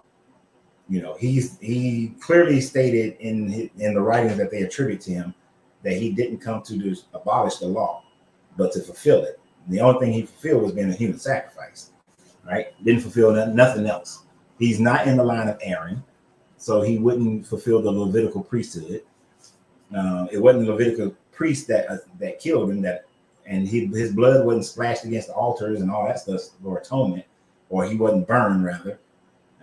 He wasn't burned so that he can be an atonement, be for the atonement. He was just a human sacrifice that they claim was a sacrifice of people. But people are supposed to keep the laws. There is at least 613 commandments and laws that they're supposed to keep. And them motherfuckers don't keep it. They don't at all. When they make a person a priest, they don't splash blood all over the altar and put blood on his earlobes and do all that stuff. They don't do wave offerings. They don't keep the festivals. No. Not at all. So if the Bible Jesus came down today, it wouldn't recognize the Christians as Christians.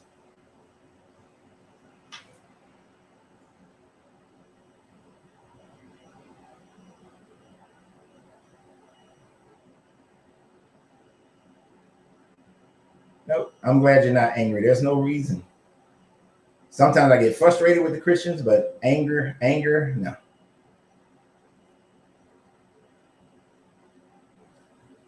Oh, that was a video. I did a video about this a couple of years ago that Jesus, the so-called Jesus, got married. He had to have been married.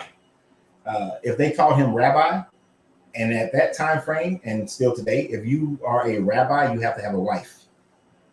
So without a wife, you cannot be a rabbi.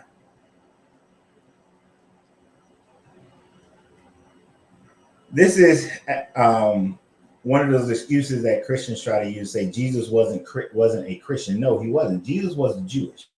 He practiced the Jewish religion, but because he made changes to the Jewish religion, he is the progenitor of what became known as Christianity. So because he followed the changes to Judaism, Jesus is a Christian, but he's still a Christian. He's a Jewish Christian, kind of like how you have Hellenistic Jews. They're Jewish, but they also are Hellenized. They're Greek. Jesus is a Jew, but he's also Christian because he also follows the different teachings that form Christianity. So he's still a Christian. He's just a Jewish Christian, which is one of the reasons why he wouldn't recognize most Christians as the same type of Jewish Christian that he is. But they don't exist, though. The Bible Jesus don't exist anyway.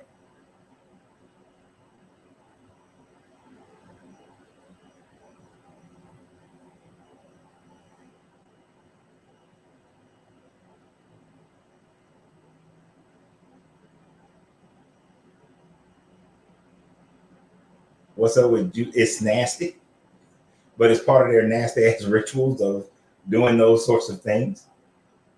I have to go and research that some more to get more detail into it.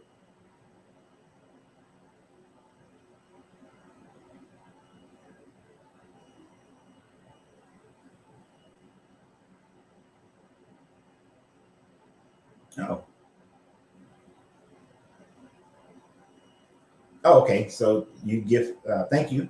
Appreciate it, Antonio. Thank you for joining the membership.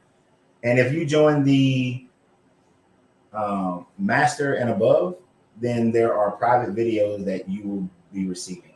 If you'll have access to private videos that only goes to the people who are masters and alchemist memberships on the YouTube page. I appreciate you and welcome to joining that private group. There's also a private group on Facebook of subscriptions, not subscribers, but subscriptions. And they get private videos too. We are delving deeper into alchemy and hermetics, and we're applying them to life. And there'll be other things that people in those groups will be able to have access to.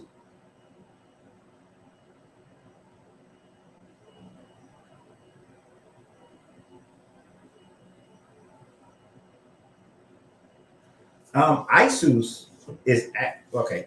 So this is a thing that we have to pay attention to when we're talking to Christians, especially. The Greeks didn't. So in the Aramaic, in the Hebrew Aramaic, Jesus' name would have been Yeshua or Yahshua. The Greeks can't translate Yahshua correctly because they don't have the shu and the yah sound in their vocabulary in Koine Greek. So the closest thing they can convert it to was ius, of Isus. And then in the Latin, it was translated to Isus, or flip-flop that. So it's the same being, they just couldn't translate it over because of the limits of their language. Now, as far as was a female crucifixion of Venus, I've never heard that before. I'm trying to think through the histories and the language and the culture. Now, Venus is Lucifer, the rising sun, but Venus was a goddess of fertility and all that stuff as well.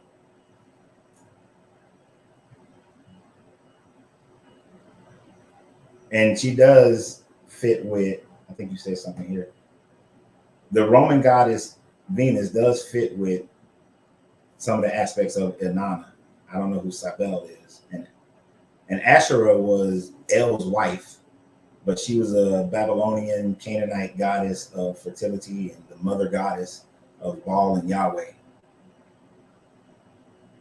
And Gaia is an earth god.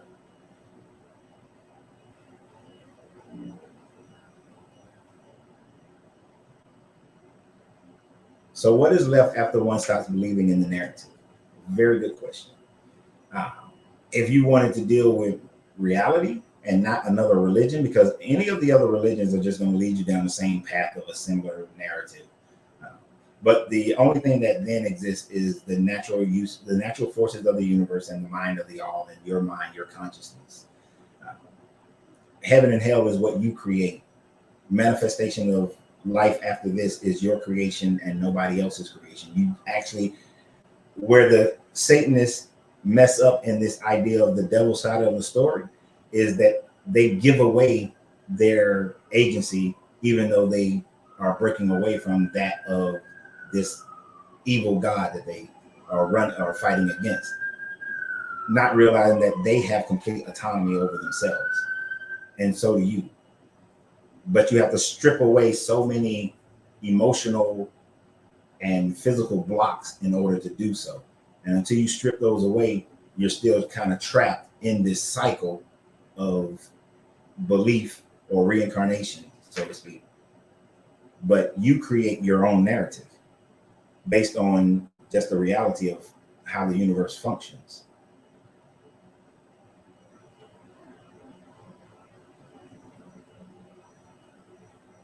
And it's incredibly freeing, Elizabeth, incredibly freeing. The religious people will have you think that there's nothing to live for, there's no purpose in your life, all those sorts of things. That's bullshit. That's fear. That's them trying to invoke a fear in you to keep you saddled with their religion, right? Your ability to leave a stamp on humanity of progression is a purpose of life. Being a parent is a purpose of life. You know, taking a whole human, like it weirded me out when my first child was born, that I'm responsible for the development of a whole consciousness, a whole being, right? But your ability, that was a purpose in my life, to grow my own consciousness outside and beyond the box of this matter plane existence is a purpose of my life, to be the best version of myself. And to manifest, to get to the point where I can manifest and determine what happens when I leave this poverty meat suit, is a purpose.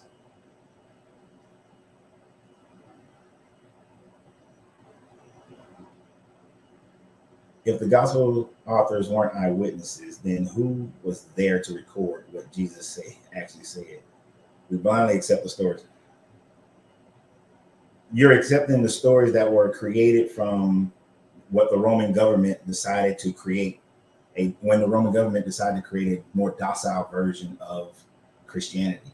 This is what we can see with Vespasian, who became the emperor of Rome in around 60 CE, and knew that he had to shut down the Jewish story in order to keep the continuity of the Roman Empire. Because that's one of the reasons why they got rid of Nero, because he was allowing all these Jewish revolts to disrupt the Roman Empire. So when Vespasian became the new emperor, his job is to keep the Roman Empire and expand the Roman Empire. But the Jewish revolts were causing that problem. So by creating this docile version of Christianity, of Judaism, was his plan to solidify the Roman Empire. It didn't work. This is why Constantine had to have the Council of Nicaea, because it wasn't working. 300 years later, well, almost 300, like 225, 35 years later, it wasn't working. So they had to try it again by organizing Christianity. Then Theodosius in 381, I always want to say 481, but in 381, Theodosius realized that the way that he could keep the Roman Empire from falling apart because of all these revolts was to make the entire Roman Empire Christian, and to get rid of, to bring them under one religion. And that same process was copied by Malik when he forced the Arab nation to go under the banner of Islam, because that would unify all the Arab nations to be in this one religion. So being henotheistic, accepting other people's gods, wasn't working.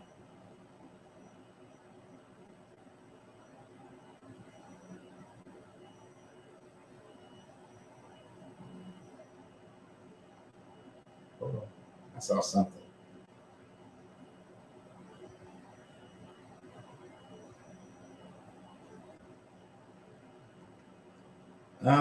Terrell talked about a group of people had flying saucers or flaming chariots that God couldn't defeat. Somebody help us out on that one. I don't know that one off the top of my head. You are welcome, Jessica. But Christianity does teach you to be anxiety conformity. When you shake that off, you open yourself up to truly having a happy and glorious life and manifesting whatever it is life you desire.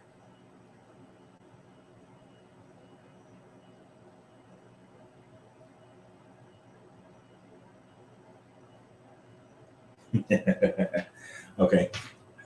I'm posting this because there's something I want to say about it if it'll come up. I want to come up. Okay. For me, it's hard to explain, but when I hear the birds and feel the sand on my toes and the wind in my hair and the silence in my mind and the assurance that I'm okay because I said so, meant the world to me. And now sources, oh my God, my arms are sore. I fight for the outside of my life. It's so important to every organic. Let me tell you, I only posted that because when I do a shroom trip, oh man, that connection is deep. But it is hard to explain.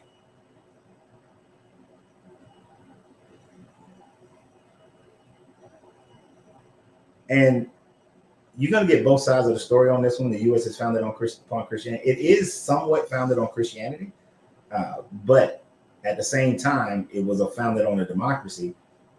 And that democracy does not allow for the religious state to be created.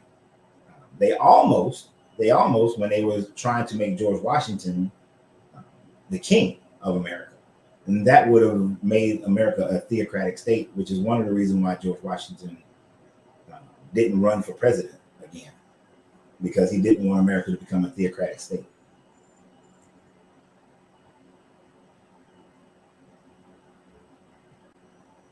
I read somewhere that Pope Constantine was not a Christian. Constantine was never a Christian. His mother became a Christian, and she had him baptized after he died, but he was never Christian. He's still practiced the imperial religion, which is ancestry worship, as well as the worship of Apollo and Mithra, but primarily Apollo. But he worshiped based on politics. Most of the officers were Mithraic. Most of the elites were Apollo worshipers. So he worshiped based on politics.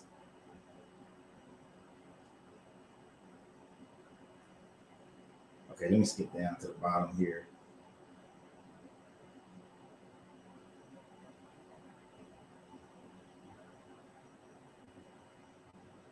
Now, I just did a video on this one where religion doesn't create real unity. It creates more separation.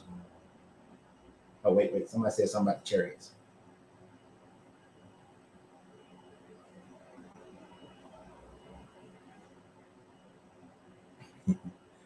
Yeah.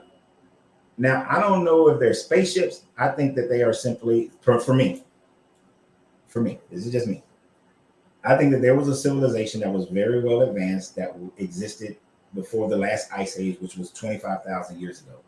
But that last ice age and then the Younger Dryas period and then the flood after the Younger Dryas relatively destroyed those civilizations. And for those who remained and went into more of a hiding and then tricked the beings that are us into thinking that they were gods.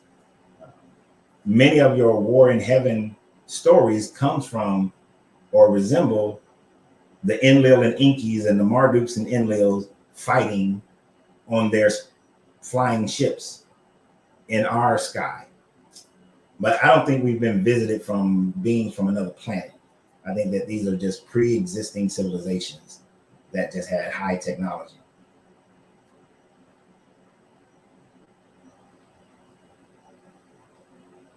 So you think psychedelics are really are a connection to oneself? Yes, I do.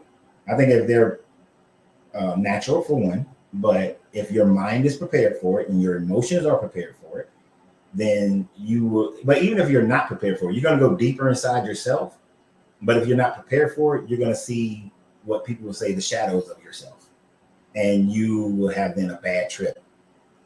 What people consider a bad trip, but I don't look at it as a bad trip. You just had a realization that you are more, the shadow parts of yourself are stronger than the other parts of yourself. And during that time frame, you're not able to keep them at bay. But I'm not saying that anybody should go do any psychedelics. I'm not promoting that. So you go do you. All right, y'all typing faster than I can talk.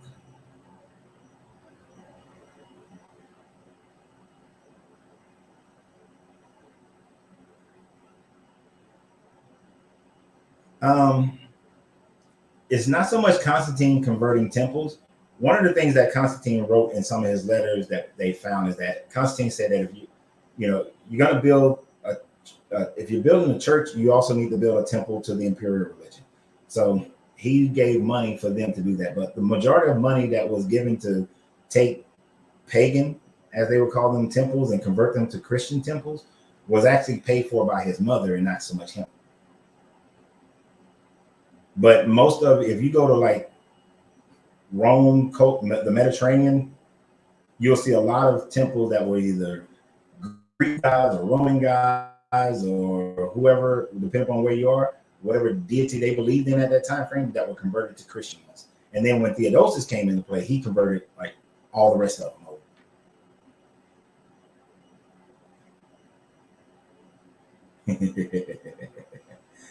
Were they the Lemurians who were so advanced that they left Earth?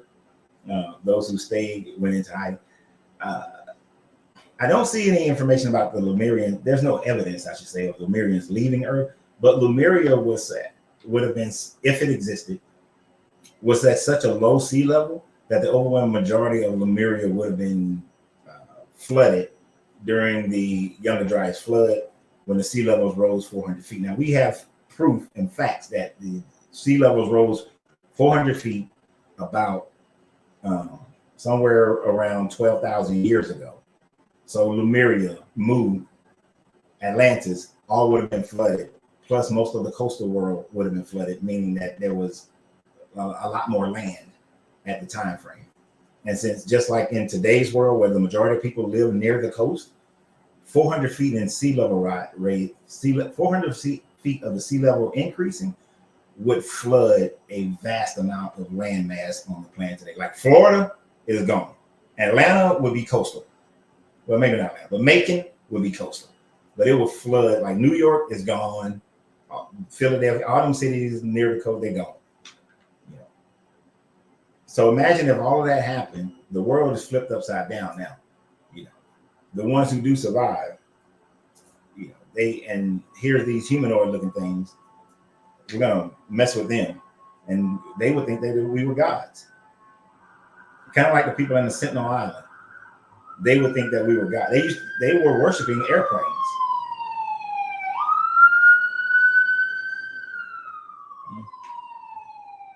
It's an ambulance.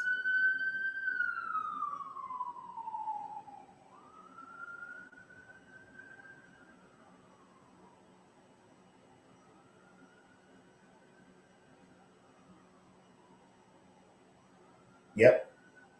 Constantine did slaughter a bunch of people who worship Mithra, and the Vatican was built on a Mithraic church.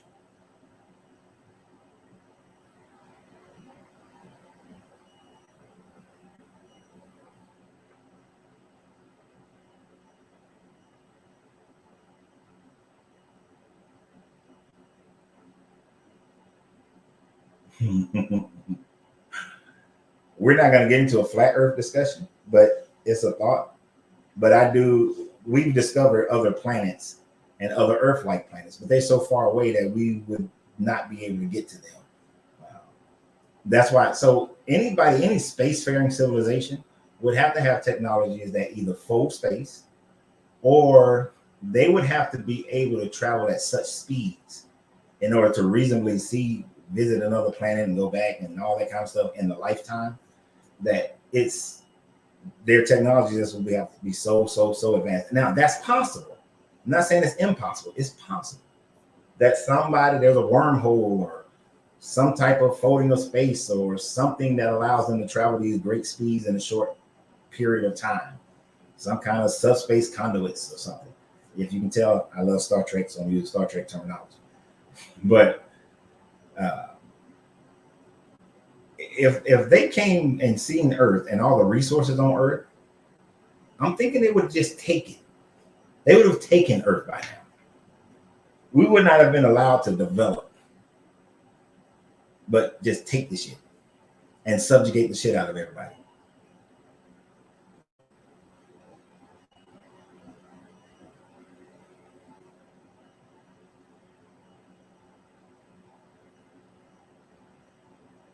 And if they were benevolent, they probably look at Earth and be like, nah, y'all too violent. We ain't dealing with y'all.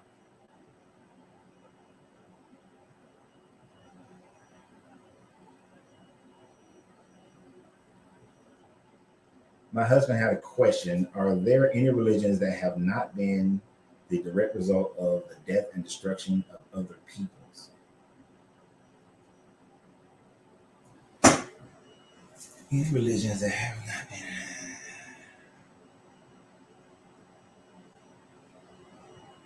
Taoism. Even though Taoism is more of a philosophy, Buddhism is more of a philosophy as well than a religion, but it didn't come about through the death and destruction of people. Although afterwards, there are some Buddhists who would go and kill you if you weren't Buddhist. And so you have sects of Buddhism that did do that. Never at the colonial state level.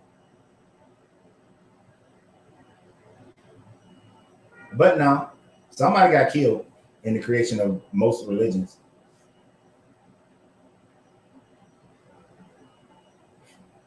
I've heard of that, but I don't remember. I've heard of Xanthia. Xanthia, whatever.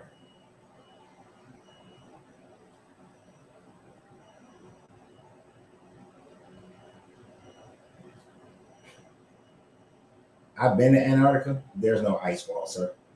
there's no ice wall.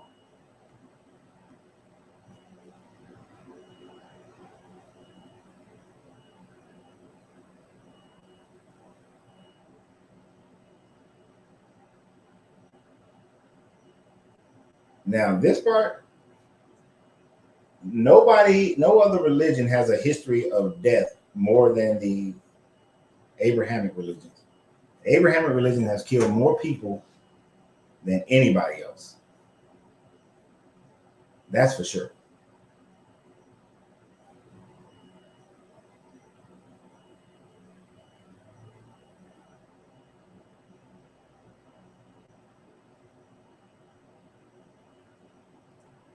In this one, I don't have to agree to disagree. You may, but since I've been in Antarctica, there's no disagreement. There's no ice wall. There's some big ass ice shelves, but we went over those. And the planes never had a problem. Gyroscopes and stuff going off.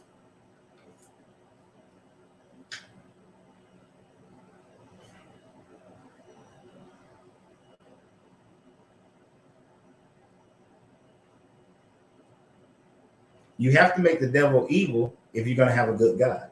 You have to have the extreme right and the extreme left. It's just a part of duality. You can't have all this goodness and there's no evil to contrast it to.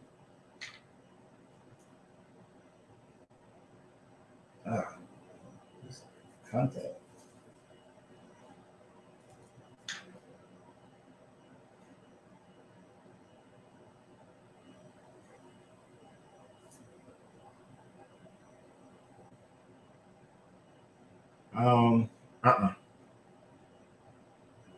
I haven't read that. It's the first time I ever hearing about it.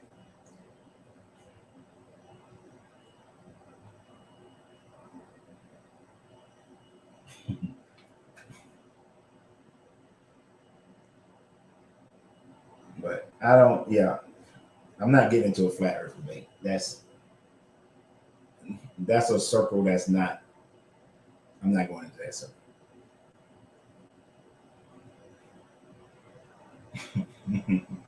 Elon Musk's rocket did not blow up when it hit the firmament. What you saw that exploded was the first stage of the first stage portion of the rocket. When you watch that video, you can clearly see the rocket continuing, the next portion of the rocket continuing on. And you're talking about test flights to make sure their rockets are sound. They weren't meant to go too far anyway.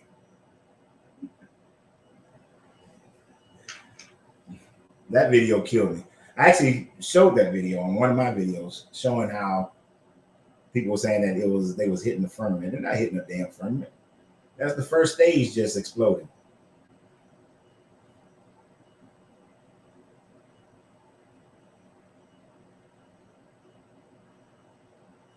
But if people want to believe in a flat earth, go ahead. But if you believe in a flat earth, then that means you're Christian. You should be Christian then. Because Christian, the Bible speaks as if the earth is flat in some parts, but then also speaks of it as a sphere as well. I said I was not going to get into a flat earth thing, and I'm not. So I'm done with that one.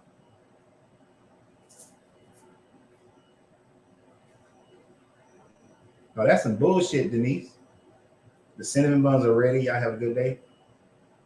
To make supper. Where are you if you're still here? We all want some cinnamon buns. Can we have some cinnamon buns?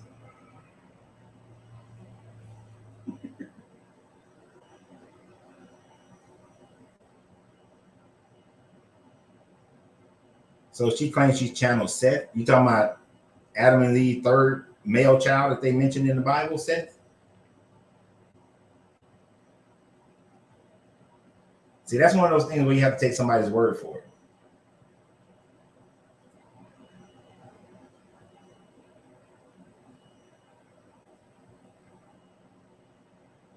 That's what you have to.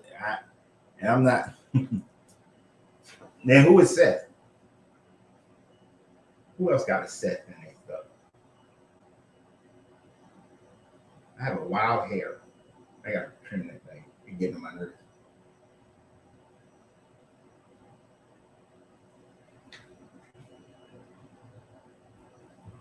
Do you think there's life on other planets, or do you think humans are the only existing?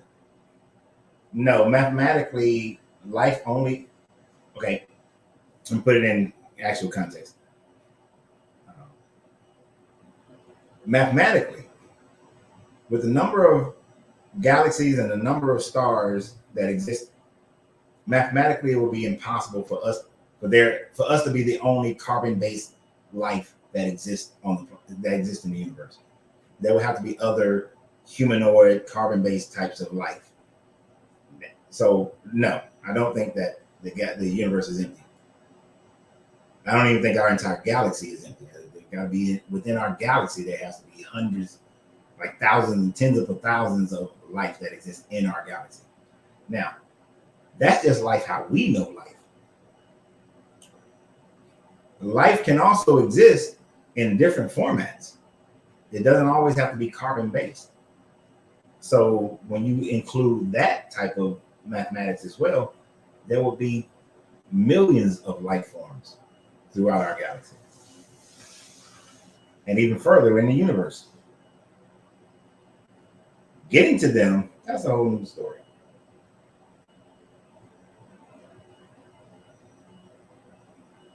Oh, Dave, you're in Bucharest? I'm mad. When I was stationed in Europe, that was one of the places I wanted to go to, but I didn't get a chance to go.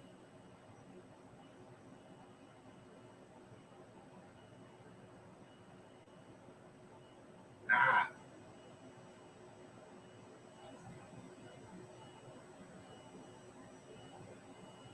Grand Rising Philadelphia in the building. Grand Rising Lacey, how you doing?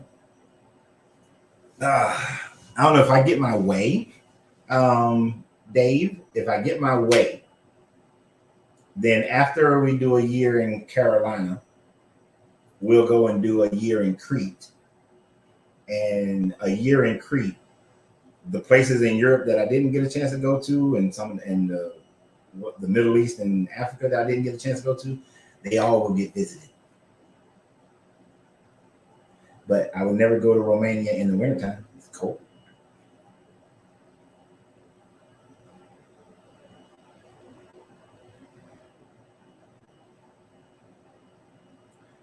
I've researched the hell out of flat Earth, and every time it comes up empty.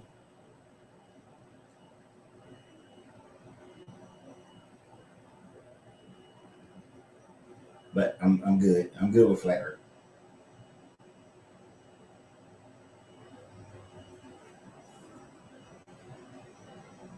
I know I'm about to get off in a few minutes, but you crazy.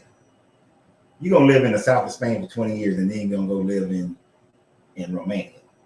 Oh, let me trade in all this good warm weather and go live where it gets cold as hell. Hell no. Y'all don't know. I got a heater blowing over here. I don't know if y'all can hear it. I got the heater blowing. The heat is on in the house. I did have the windows cracked because I had a cigar earlier, but hell no.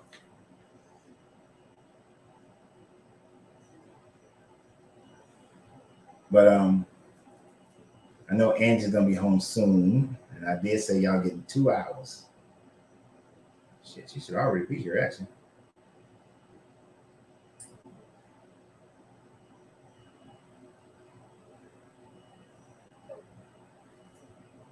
Make sure she ain't send me no messages or nothing like that.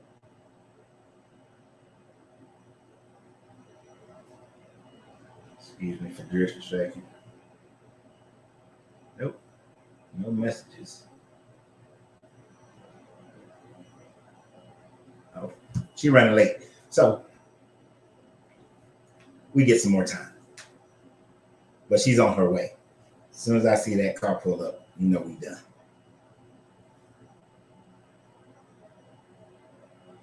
Oh, you found a beautiful Romanian queen. Now, here's a funny thing, and I'm going to relate this to our conversation. He found a beautiful Romanian queen. How many times can you see a person will believe in a religion or a belief system because of the person they choose to be their mate? Not saying that that's what Dave done, but Dave moved from the beautiful warmth of the south of Spain, to go live in a cold ass Romania because of some love. Sorry, she would have to come to Spain. We're not going to Romania. Not happening. But I've seen people change their religion simply because of the person that they fall in love with. And many people believe something because of who they love. That's right, Stephanie, you are in South Carolina. I mean, North Carolina. I forgot where, though. I know you told me where, but I forgot.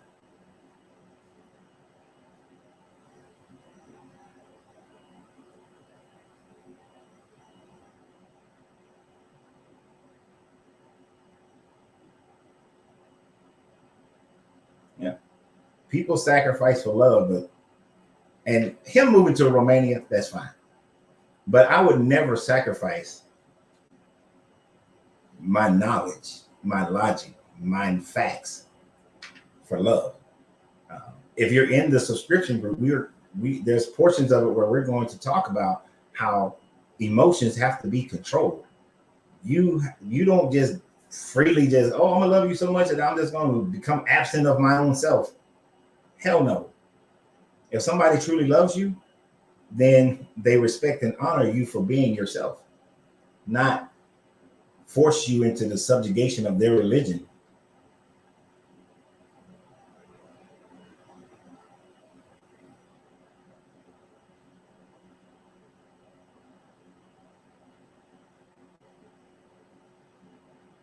No. And the devil is not as bad. In these stories, they make him be horrible, but I don't believe the devil exists outside of yourself. So it's really a question of looking at you.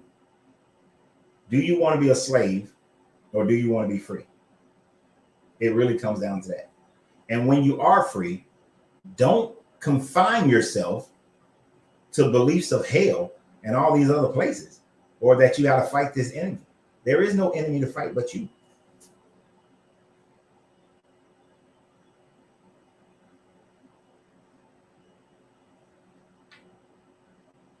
Ooh, 9 degrees in Kansas City. You can have that bullshit. Yep. You say seen people eating pork because of the people they live. Yeah, I've seen people change the way they eat, change the way they live.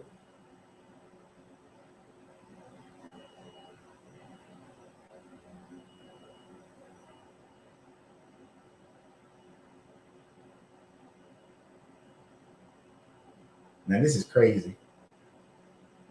My ex met a woman who lived in Turkey, married her a month later, and all of a sudden gets on a plane, flies halfway across the world to see her.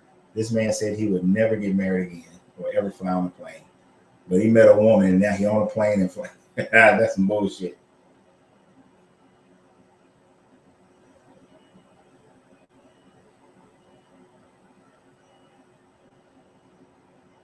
Yep.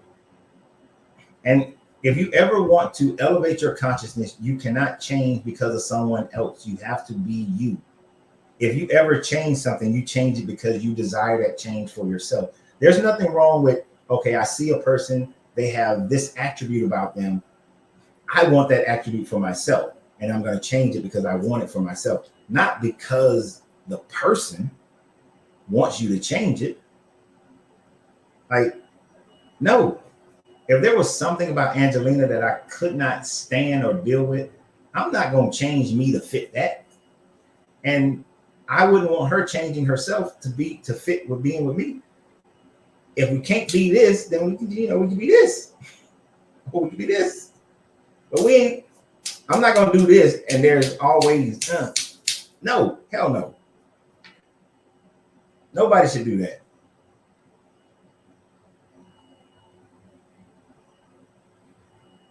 No, it doesn't. I don't know about the word devil, but Satan means administrator or adversary, depending on which language we're talking about. Sumerian language, administrator. Akkadian and all other Semitics, adversary. Lucifer, the morning star, the illumination. That's all it means. To be illumined, the illumined one.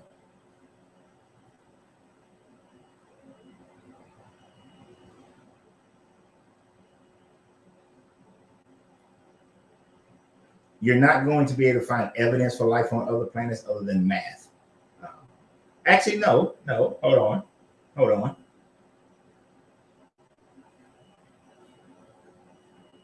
Wasn't there like a meteorite or something that hit the Earth and it had microorganisms that, and if it was a meteorite, it came from somewhere else. It didn't come from here.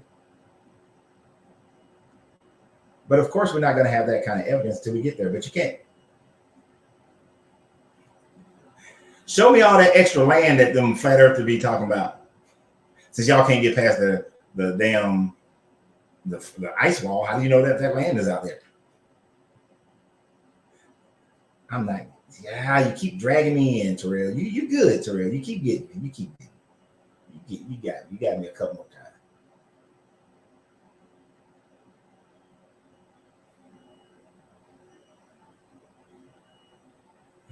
The attributes of hers, he fell in love with her voice. You know, he was at a restaurant and heard her voice, turned around and looked at her, but she had left, so he left her number. Look, I know a guy, he had one for him, his wife was wonderful, perfect wife for him. This joker started talking to them girls in the DR, and he wound up losing a whole bunch of money and left his wife and children, left his family for what he thought was a better thing.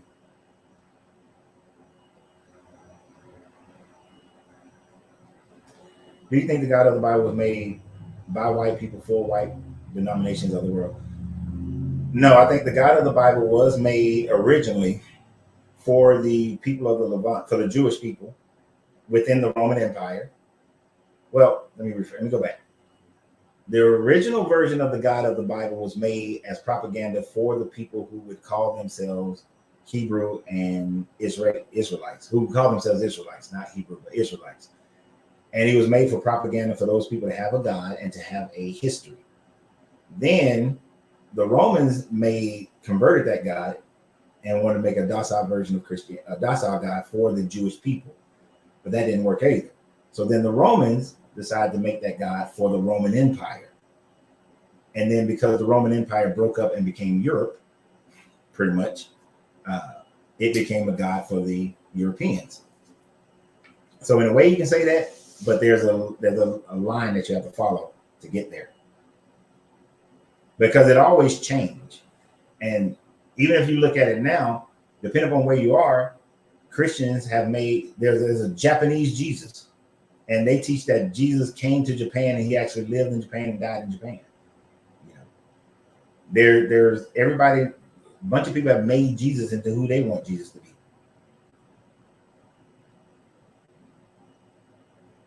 Let me catch up.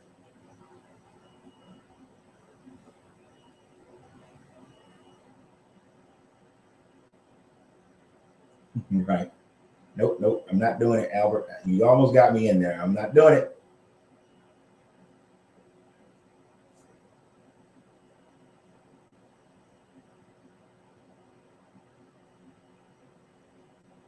Right. He was Elyon, Enlil, and his son was Yahweh. His son was also Baal. But then when who was it? I think Hezekiah. Not Hezekiah. Josiah, I think, is the one who really went. Yeah, Josiah went in hard and made Yahweh and El the same, and then got rid of the wife Asherah. And then I know Ezra definitely got rid of Asherah. No, so it was Ezra who got rid of Asherah. So Ezra might have been the one who made Yahweh and El the same being. But before that, El was a Canaanite god and a Babylonian god, and his sons were Yahweh and Baal, and his wife was Asherah.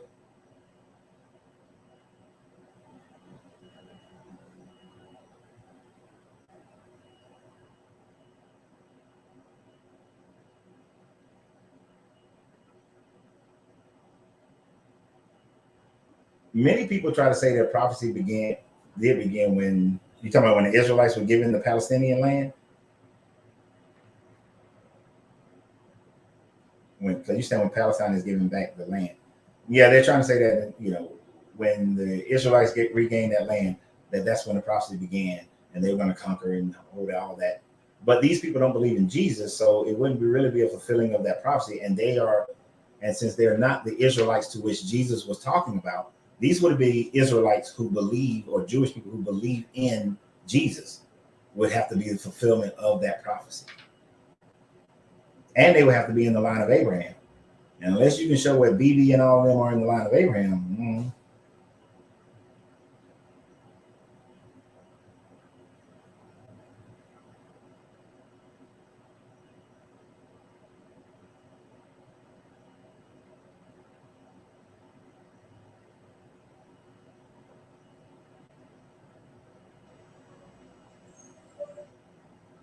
Josiah removed Asherah. Okay, thank you, Brian.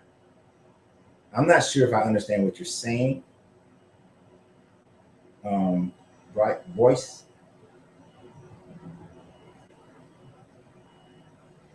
Oh, I read that first as 8 nights. I was say 8 night, no other, but you mean ain't no other. You must be young.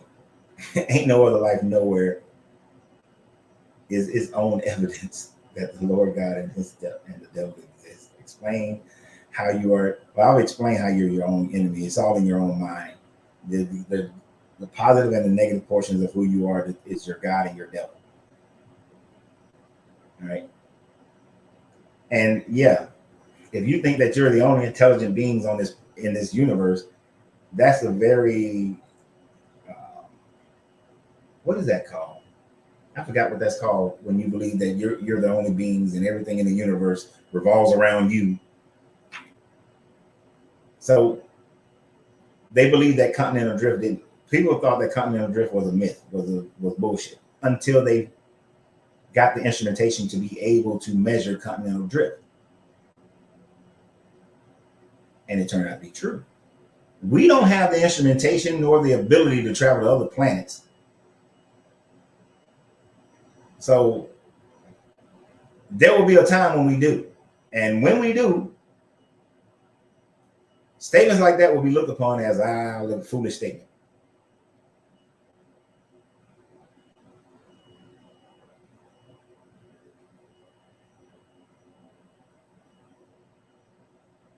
Yeah, that is funny when they say that wasn't Palestine, but yet there are still people who got Palestinian passports.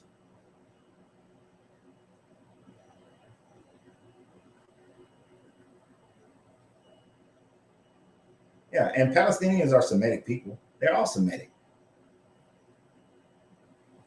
And Semitic is the common language and culture.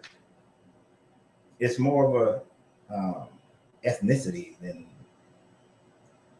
ethnicity and culture. Egocentric. Thank you, Albert.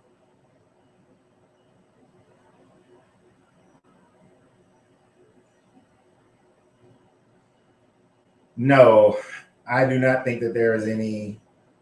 Wait a minute. I'll be clicking on. I think I'm clicking on one, but it'll move up and hit the other. Think any correlation between the prophecies of the Bible and the current events? No, not at all. Because almost every current event that's going on has been going on forever. I mean, think about it. Would it be crazy for you to predict that World War III would happen? We've already had World War I and II. Is it crazy to predict that a third one would happen? Would it be crazy to predict that we would have crazy weather phenomena, and we've had crazy weather phenomena before? Is it crazy to predict that the American empire will collapse at some point? All kingdoms rise and fall. Is it crazy to predict that a new religion will come up in the next 100, 200 years? It's not. The more information we gather, the more information we have, less and less people are believing in these old religions. It's the same way. The Greek religions failed, and then you have a new religion. These religions will fail, and there'll be a new religion. But no, the Euphrates has went through droughts before, and it will continue to go back and forth through droughts.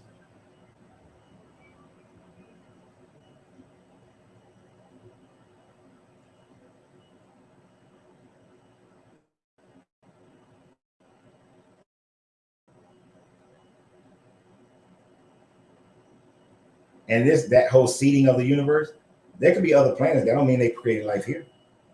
life just happened there in the same way it happens here.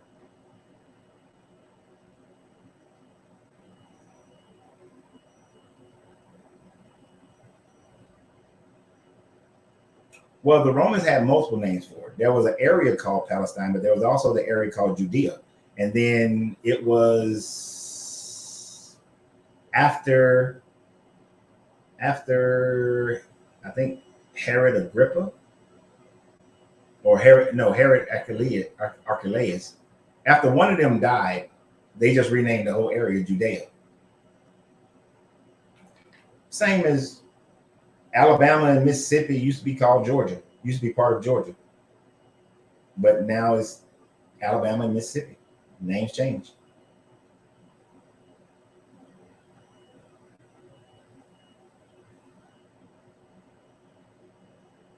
But if I prophesy something and then spend 2,000 years stimulating it, is it prophecy or intent?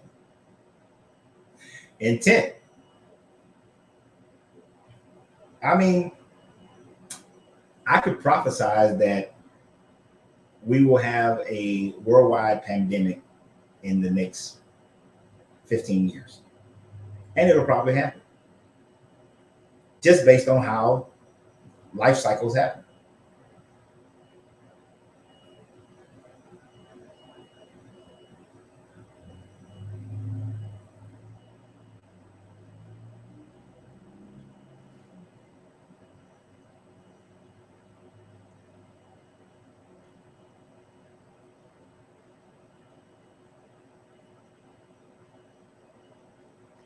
Thank you. It was also, it was Palestine. It was called Palestine before the Romans. Like a lot of things we don't fully conceptualize because we think about them in our today mind instead of how things were back then. Like if you listen to somebody talk about, the Hyksos, right? The Hyksos wasn't one group of people. The Hyksos was any group of people who came into Egypt, but they weren't Egyptian. They called them Hyksos. And that was during a time frame that they would call them that. Now, those people did revolt, have a war against them and fight them, but they were a mixture of people. The term Hebrew was a term that Mesopotamians used for anybody who went to the other side and crossed over the Tigris and the Euphrates River. Because for those people in Mesopotamia, Hebrew meant crossing the great rivers. So, and then those terms change over time to mean something else. Just like I talked yesterday about symbols change over time to whatever people decide that they are going to be or what they mean to them. Thank you, Lacey, for the hat comment. Angelina picked it out.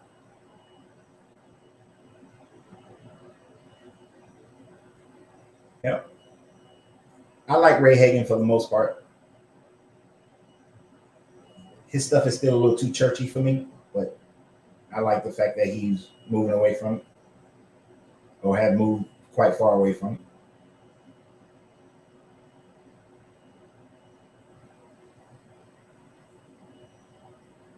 All right, let me catch up.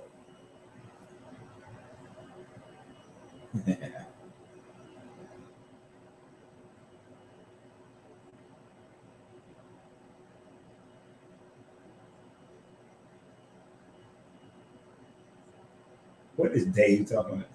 Dave, I'm going to put you in the category with trauma in a minute.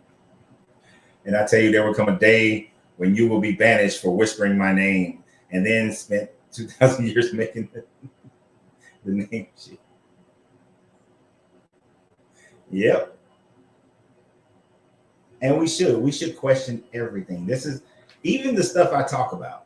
I never want y'all to just say, oh, Coach Ren said it. Hell no. If I'm ever in your presence and I find out that you've been saying what Coach Ren said, and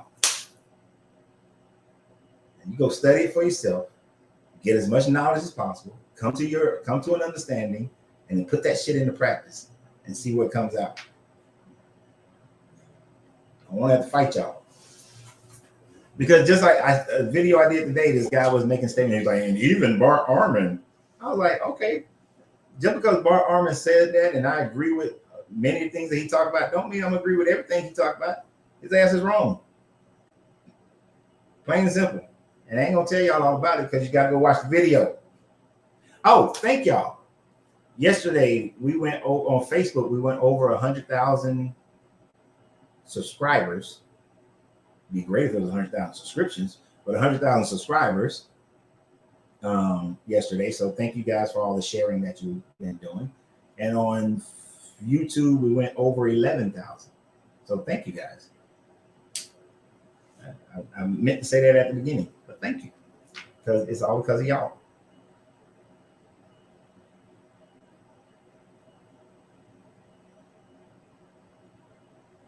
Right, the Israelite practice an old form of Canaanite religion. Exactly. This is why they used to sacrifice babies in northern Israel, the northern Israelites. Now, the church won't tell you this. Many of the Canaanite people were said to have been a progressive people, or in today's terms, highly advanced civilization. A main reason for that, for the theft of the land, their ideas, their religious practices. Yeah. And they were considered advanced. They were coastal people. And the coastal people were more technologically advanced than the people in the hillside. If it wasn't for the Bronze Age collapse, then it's most likely that the Israelites would have been, which does fall under Canaanites as a subgroup of Canaanites, but they probably would have become the Canaanite people because the Canaanite would have conquered their asses.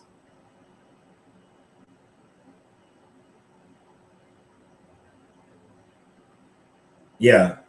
I'm gonna tell y'all, 8 years ago, if you had told me that this page would have that many subscribers, or could even have that many subscribers, I probably would have been more dedicated to this page like I have been over the last year and a half. 8 years ago, I didn't think that there were that many of us out there, but I guess I was wrong.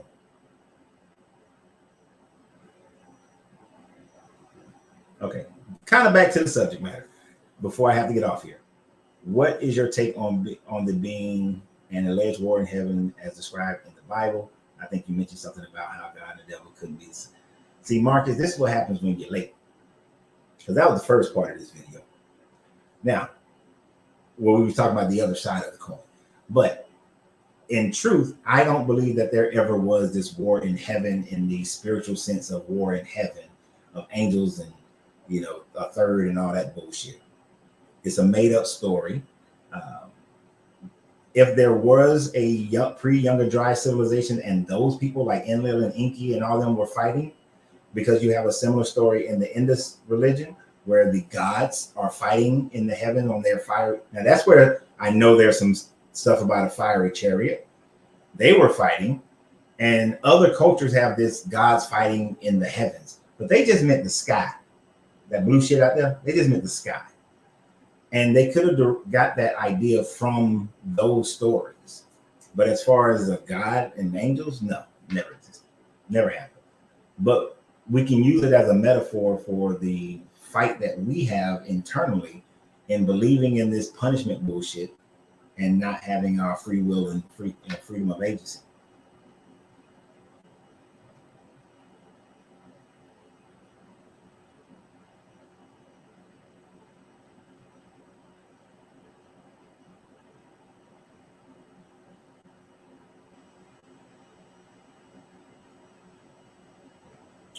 Yes, I would. I certainly would. I don't think that this is our first time around on Earth.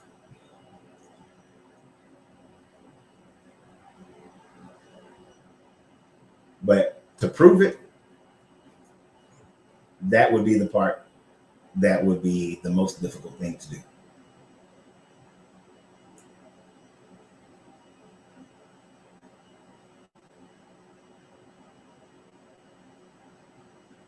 So your dad keeps saying, I wonder if there are any more out there. I tell him, yes, there are, but you have to sign into social media and find them. He's paranoid about being tracked. Yeah, I spent so much time by myself in this walk before there was an internet the idea that there's at least 100,000 people, and I know some of the people who probably follow this page are Christians, so it's probably not all of the same mindset who have walked away. I don't understand why a Christian would subscribe to the channel, but they do. But yeah, I would not have thought. But now I'm thinking like there's even more than 100,000, that there's probably millions of us who have walked away from this religion and any and all religions. And we're going to find them.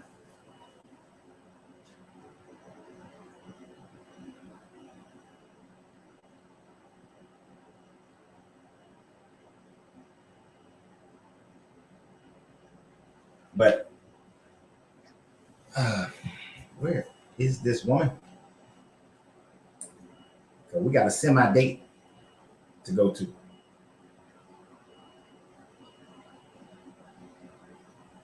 I don't know if y'all know about Atlanta traffic.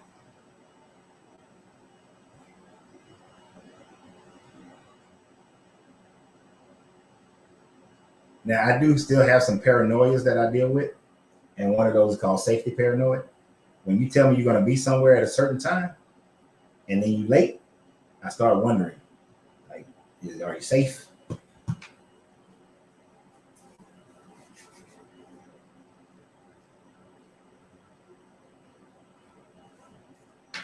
And this is a very big thing,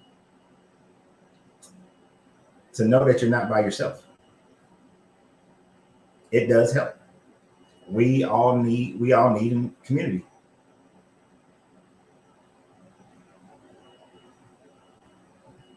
Do you believe in spiritual possessions, good or bad? No, I don't. Not in the sense that some being comes and take over you. I believe that your emotions can open you up to receiving energies from other people but your emotions are the thing that is really being pushed to the surface. Like when you see people in the church and they're going through some shit, that dude or that woman or that music just made them feel good, and they feel so relieved and so good at that moment that their emotions take over. But no. Mm-mm.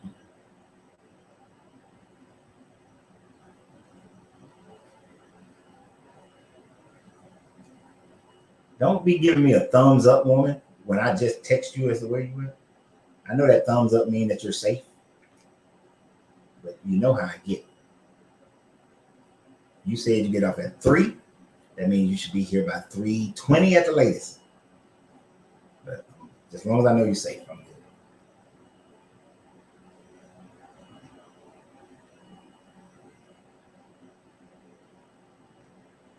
Hebrew Israelite believe Jesus is black. What do you take on that? They right. He ain't white. He ain't Caucasian.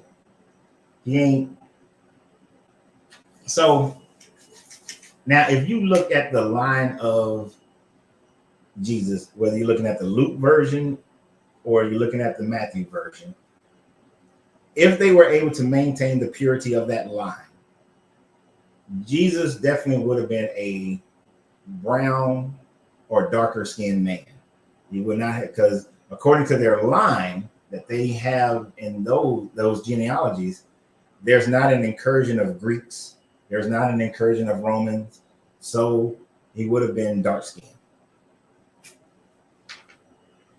And for lack of a better term, because we created race, well, race was created in the 1500s, he will be considered black if he walked around today.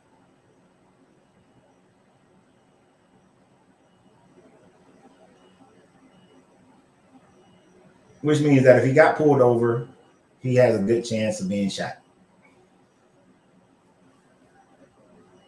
That he went for a job interview, they're going to look at him a little sideways depending on what the job is.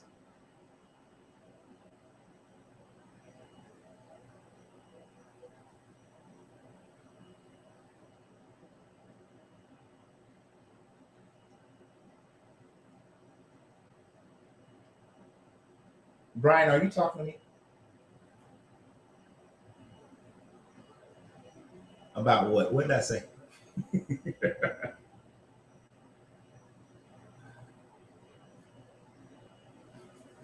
He was Mexican.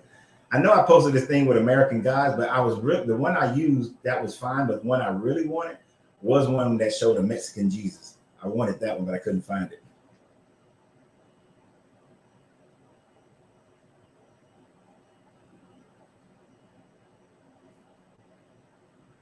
What is the UI? What's that? IUIC.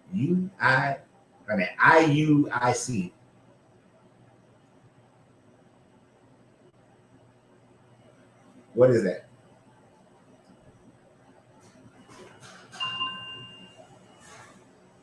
Oh, okay. Say, don't be talking about my shrooms, man. No, don't come in here smiling and stuff. I normally would not allow y'all to hear this part. Look here, woman. I do it off lately. Look here. You told me that you was getting off at 3. I didn't balance, so I had to You balance. work 15 minutes away. That means 3:20. I didn't get off at 3. And then an ambulance came running through here. So now I'm thinking, like, is it traffic? Was she in an accident and she unconscious? Like, look at him, woman. Are you real? Don't be hate man at me. Are you real? I don't care about your love right now. I told you when I first met your tail I was still at work. I was trying to that I get safety paranoid. I texted you. You did not. I did too. You text me, I'm late, on my way. See? 30 minutes ago. 30 minutes ago. I'm so sorry. I'm so sorry. I do not accept your apology. You don't have to apologize? No. No. I don't go for the camera. Mm-mm. Come here. No. Come here. No. No, because I know you hate being on camera. On this camera. No. You don't mind your really did you know thing. Yep. Flood right in Look, and y'all should go and like her really did you know page. Oh my gosh. They like your hat you picked out. Thanks. Mm-hmm.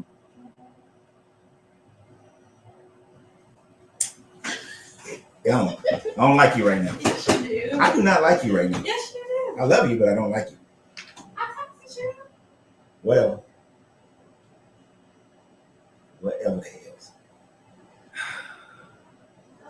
You know, you tell people who you are when you first meet them. There's only a few things I ask for.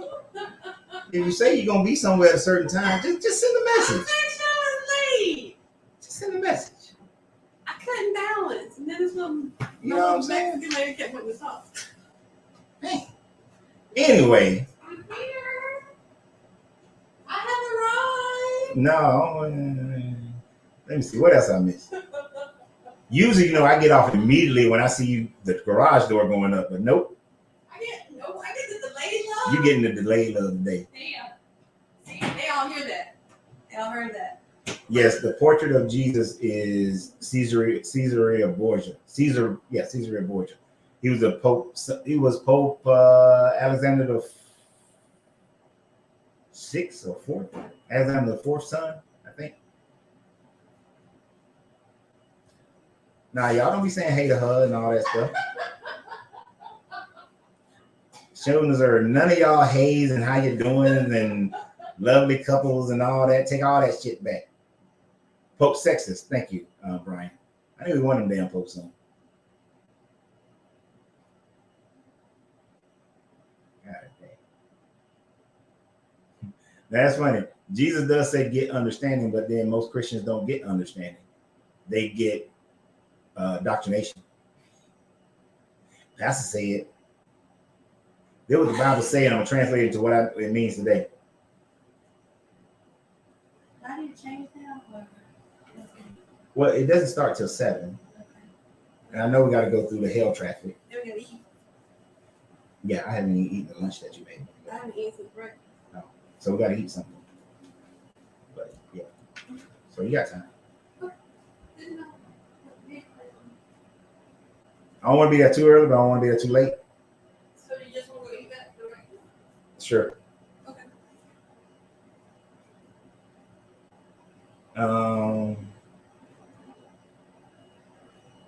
Sorry, I meant to click on that one first.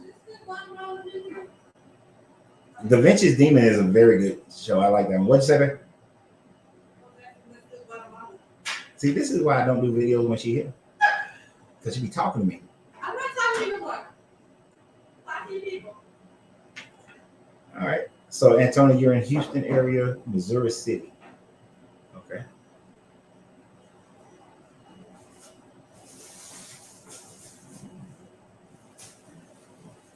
Oh, man, you got to subscribe because I would love to have a conversation with, for us to do a conversation about in this religion and the different, especially how they took your religion, well, your former religion, told the people that it was polytheistic, but from my reading of it, Brahma is the God, one God, and all the other deities are just aspects of Brahma. But I'm curious, what made you switch? What made you walk away from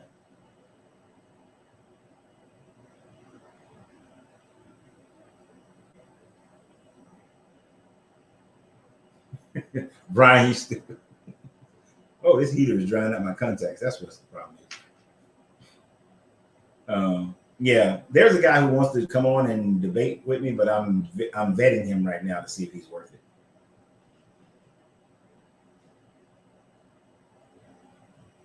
Oh, other people want to know what made you switch. I'm not calling you Boo, but I call you P. I refuse to call another man that. It was a man, wasn't it? Let me go back and check. Let me make sure. I want.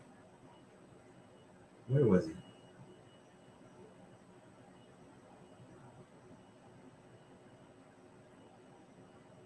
Oh, I lost it.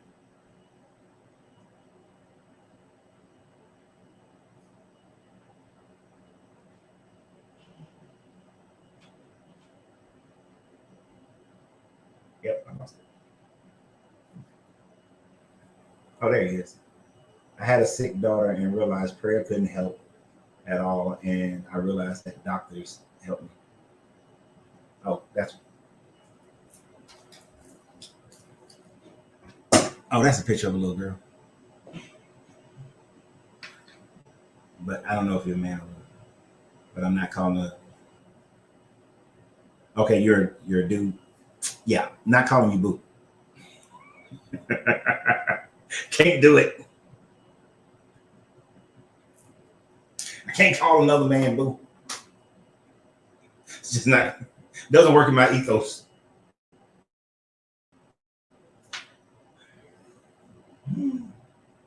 But that was one of the many things, right?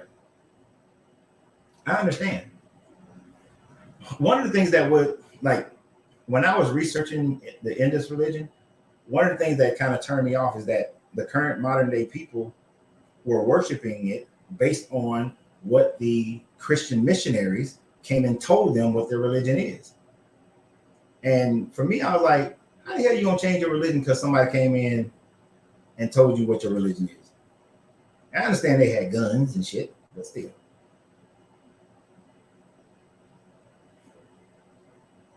Oh, it was supposed to be Petey Boo as a kid.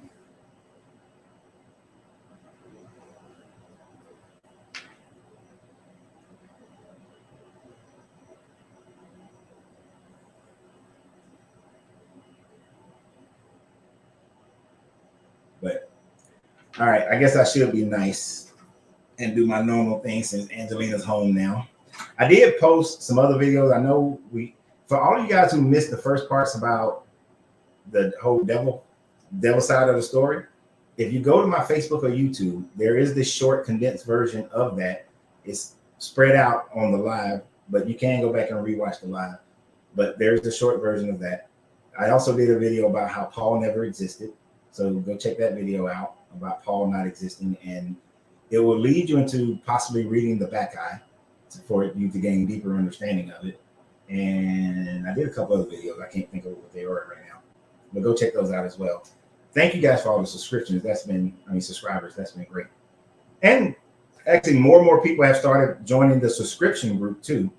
For those of you who are in the subscription group, y'all can talk in the context because y'all had an assignment 2 weeks ago, and I just want to know if you've done it. I know it's scary because you have to dig deep within yourself.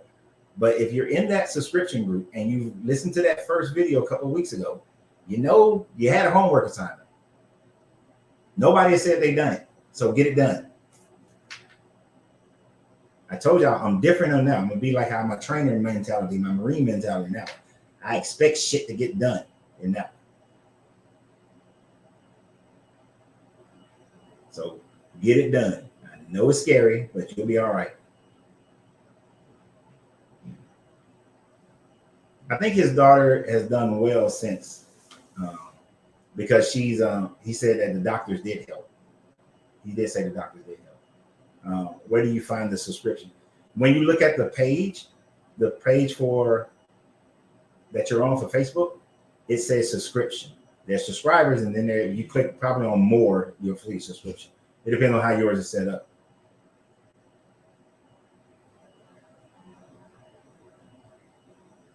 Yes, Brian, if you're in the subscription group, there's homework. I gave you that of some deep diving into who you are yourself, and you're supposed to you're supposed to write out everything that I told you on there, and you're supposed to do it. Nobody's commented that they've done it. I did say you don't have to say exactly what you wrote, but just that you did it. Right? So, and it's one of the, if there are some people who watch the videos, I've done personal coaching with them. It's pretty much part of the onboarding process that I utilize with people, because without that information, I can't coach you in the way that I coach you. So, because we got to truly know ourselves and admit to ourselves who we are before we can start to open ourselves up to higher levels of consciousness. So get that goddamn homework done.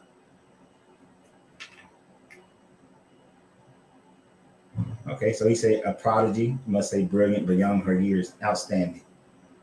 And the fact that you won't raise her with the captivity of religion is outstanding as well. But time for me to go and enjoy this woman who had my anxiety up, had me looking out this window waiting for that damn car to ride by. I got some more fussing to do. Yep. This is a good kind of fussing, but I'm fussing.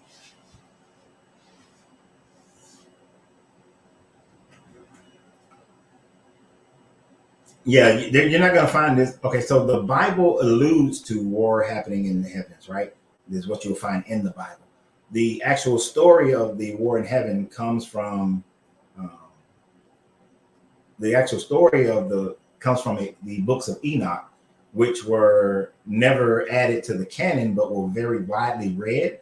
And obviously, the writers of the Bible, the New Testament, the New Testament and the Old Testament, the writers mentioned mentioned the war in heaven, and that's where Christians have the doctrine of the war in heaven. But as far as a verse that says specifically there was a war in heaven, without Enoch in there, you're not going to get it. So, like, let's say you was reading, who has the book of Enoch in it? The Apocrypha has the books of Enoch. The Ethiopian church has the book of Enoch. The Armenian church has the book of Enoch in it. So those one will have the book of Enoch as part of theirs, and they have the exact writings where it says that. So it's in the book of Enoch. Let me see. Biblical verses that allude to a war in heaven.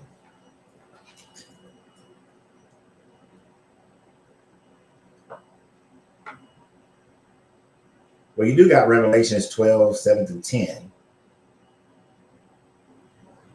But that's at the end.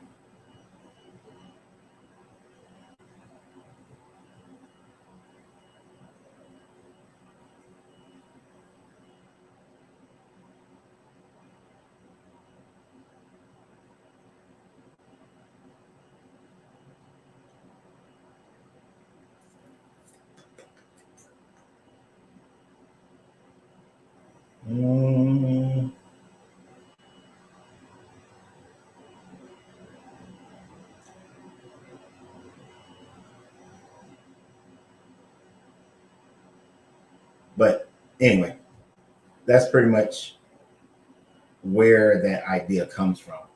But yeah, you're not going to see it in your Bible. In the Bible that you have today.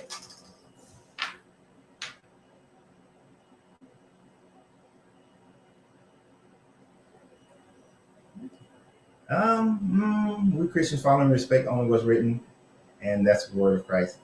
Y'all can't even agree on that. Y'all fight over what this mean, what that mean.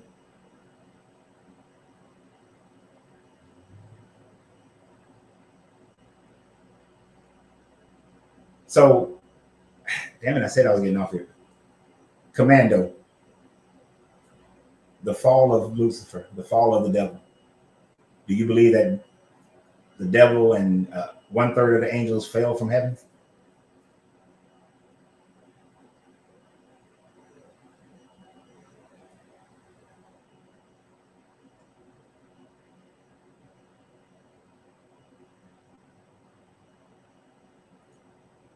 The real meaning of the last days was when they thought that,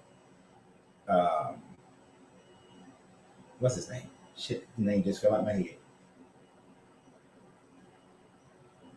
Who's the emperor before Vespasian? That he was going to come back and retake the Roman Empire, and they thought those were the last days. That's why they thought he would die within that. Nero would be the last days. But then once that didn't happen, it got converted into this idea of the last days being the end of the world when Jesus comes back again. Before you go to judgment.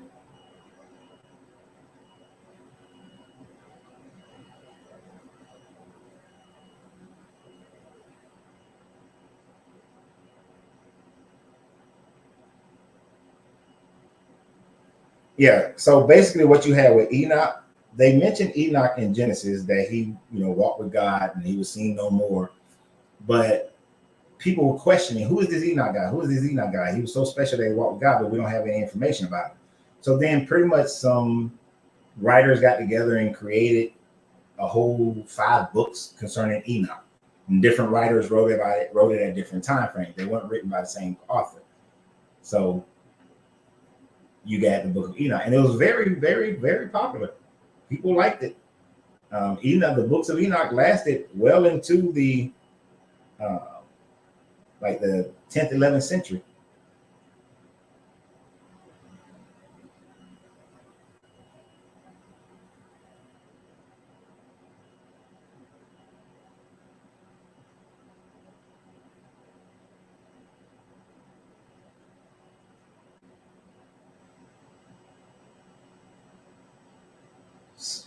That's where you get your idea for. That's where you get your idea for the fallen angels, the 1/3 of the angels falling, or do you believe in the 1/3 of the angels falling? I mean, you may not. I'm just asking, but I don't think that was answering that question. I think just posting some shit.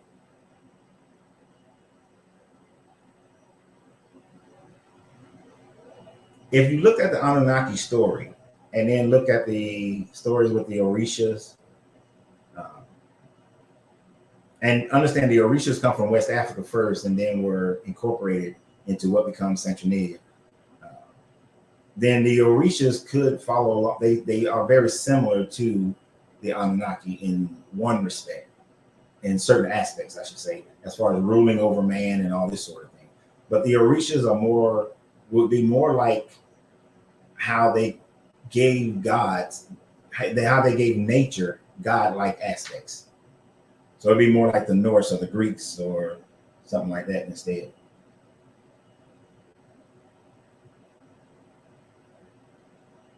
So if you're on the subscription group and the right one for YouTube, which is the Master or the Alchemist, then the first video, there's a video posted, it's about onboarding, let's get started.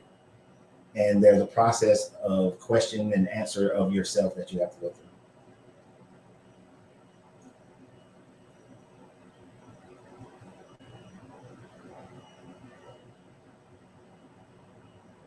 Well, Commando ain't really answering the question. He just wants to say what he wants to say, so I won't give it anymore. All right. I gotta go. Gotta go spend some time with this young lady, and then we're going on a date. Because a friend of mine is shutting down his cigar lounge, and we're gonna go enjoy some time with them. We're gonna have some dinner first, and all that other good stuff.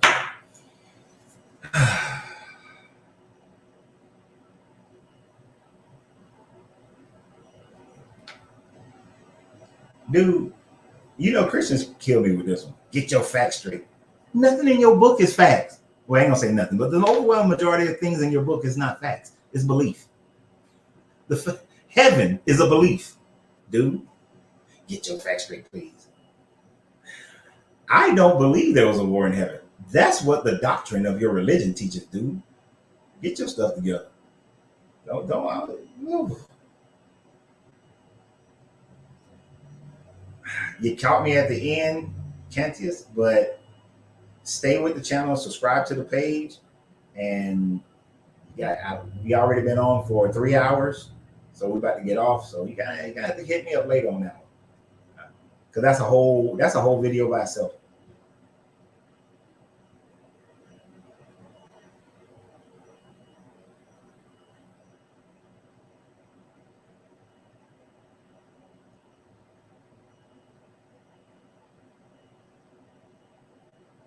All right, so gotta go for real this time. So y'all have a great day. Of course, I'll be producing some more videos Saturday, Sunday, Monday. We'll be back live on Tuesday for What's Wrong with the Bible. We're doing Numbers. So we did 30 and 31, so it should be Numbers 32 and 33, and we'll break down whatever bullshit's in there. You know, if they have some, it could be boring with a whole bunch of counting people. So I will see you guys on Tuesday on the live. Hopefully Instagram, I have y'all hooked up so that your comments will show up on the feed for, what's this thing called? StreamYard. And I'll try to get that fixed.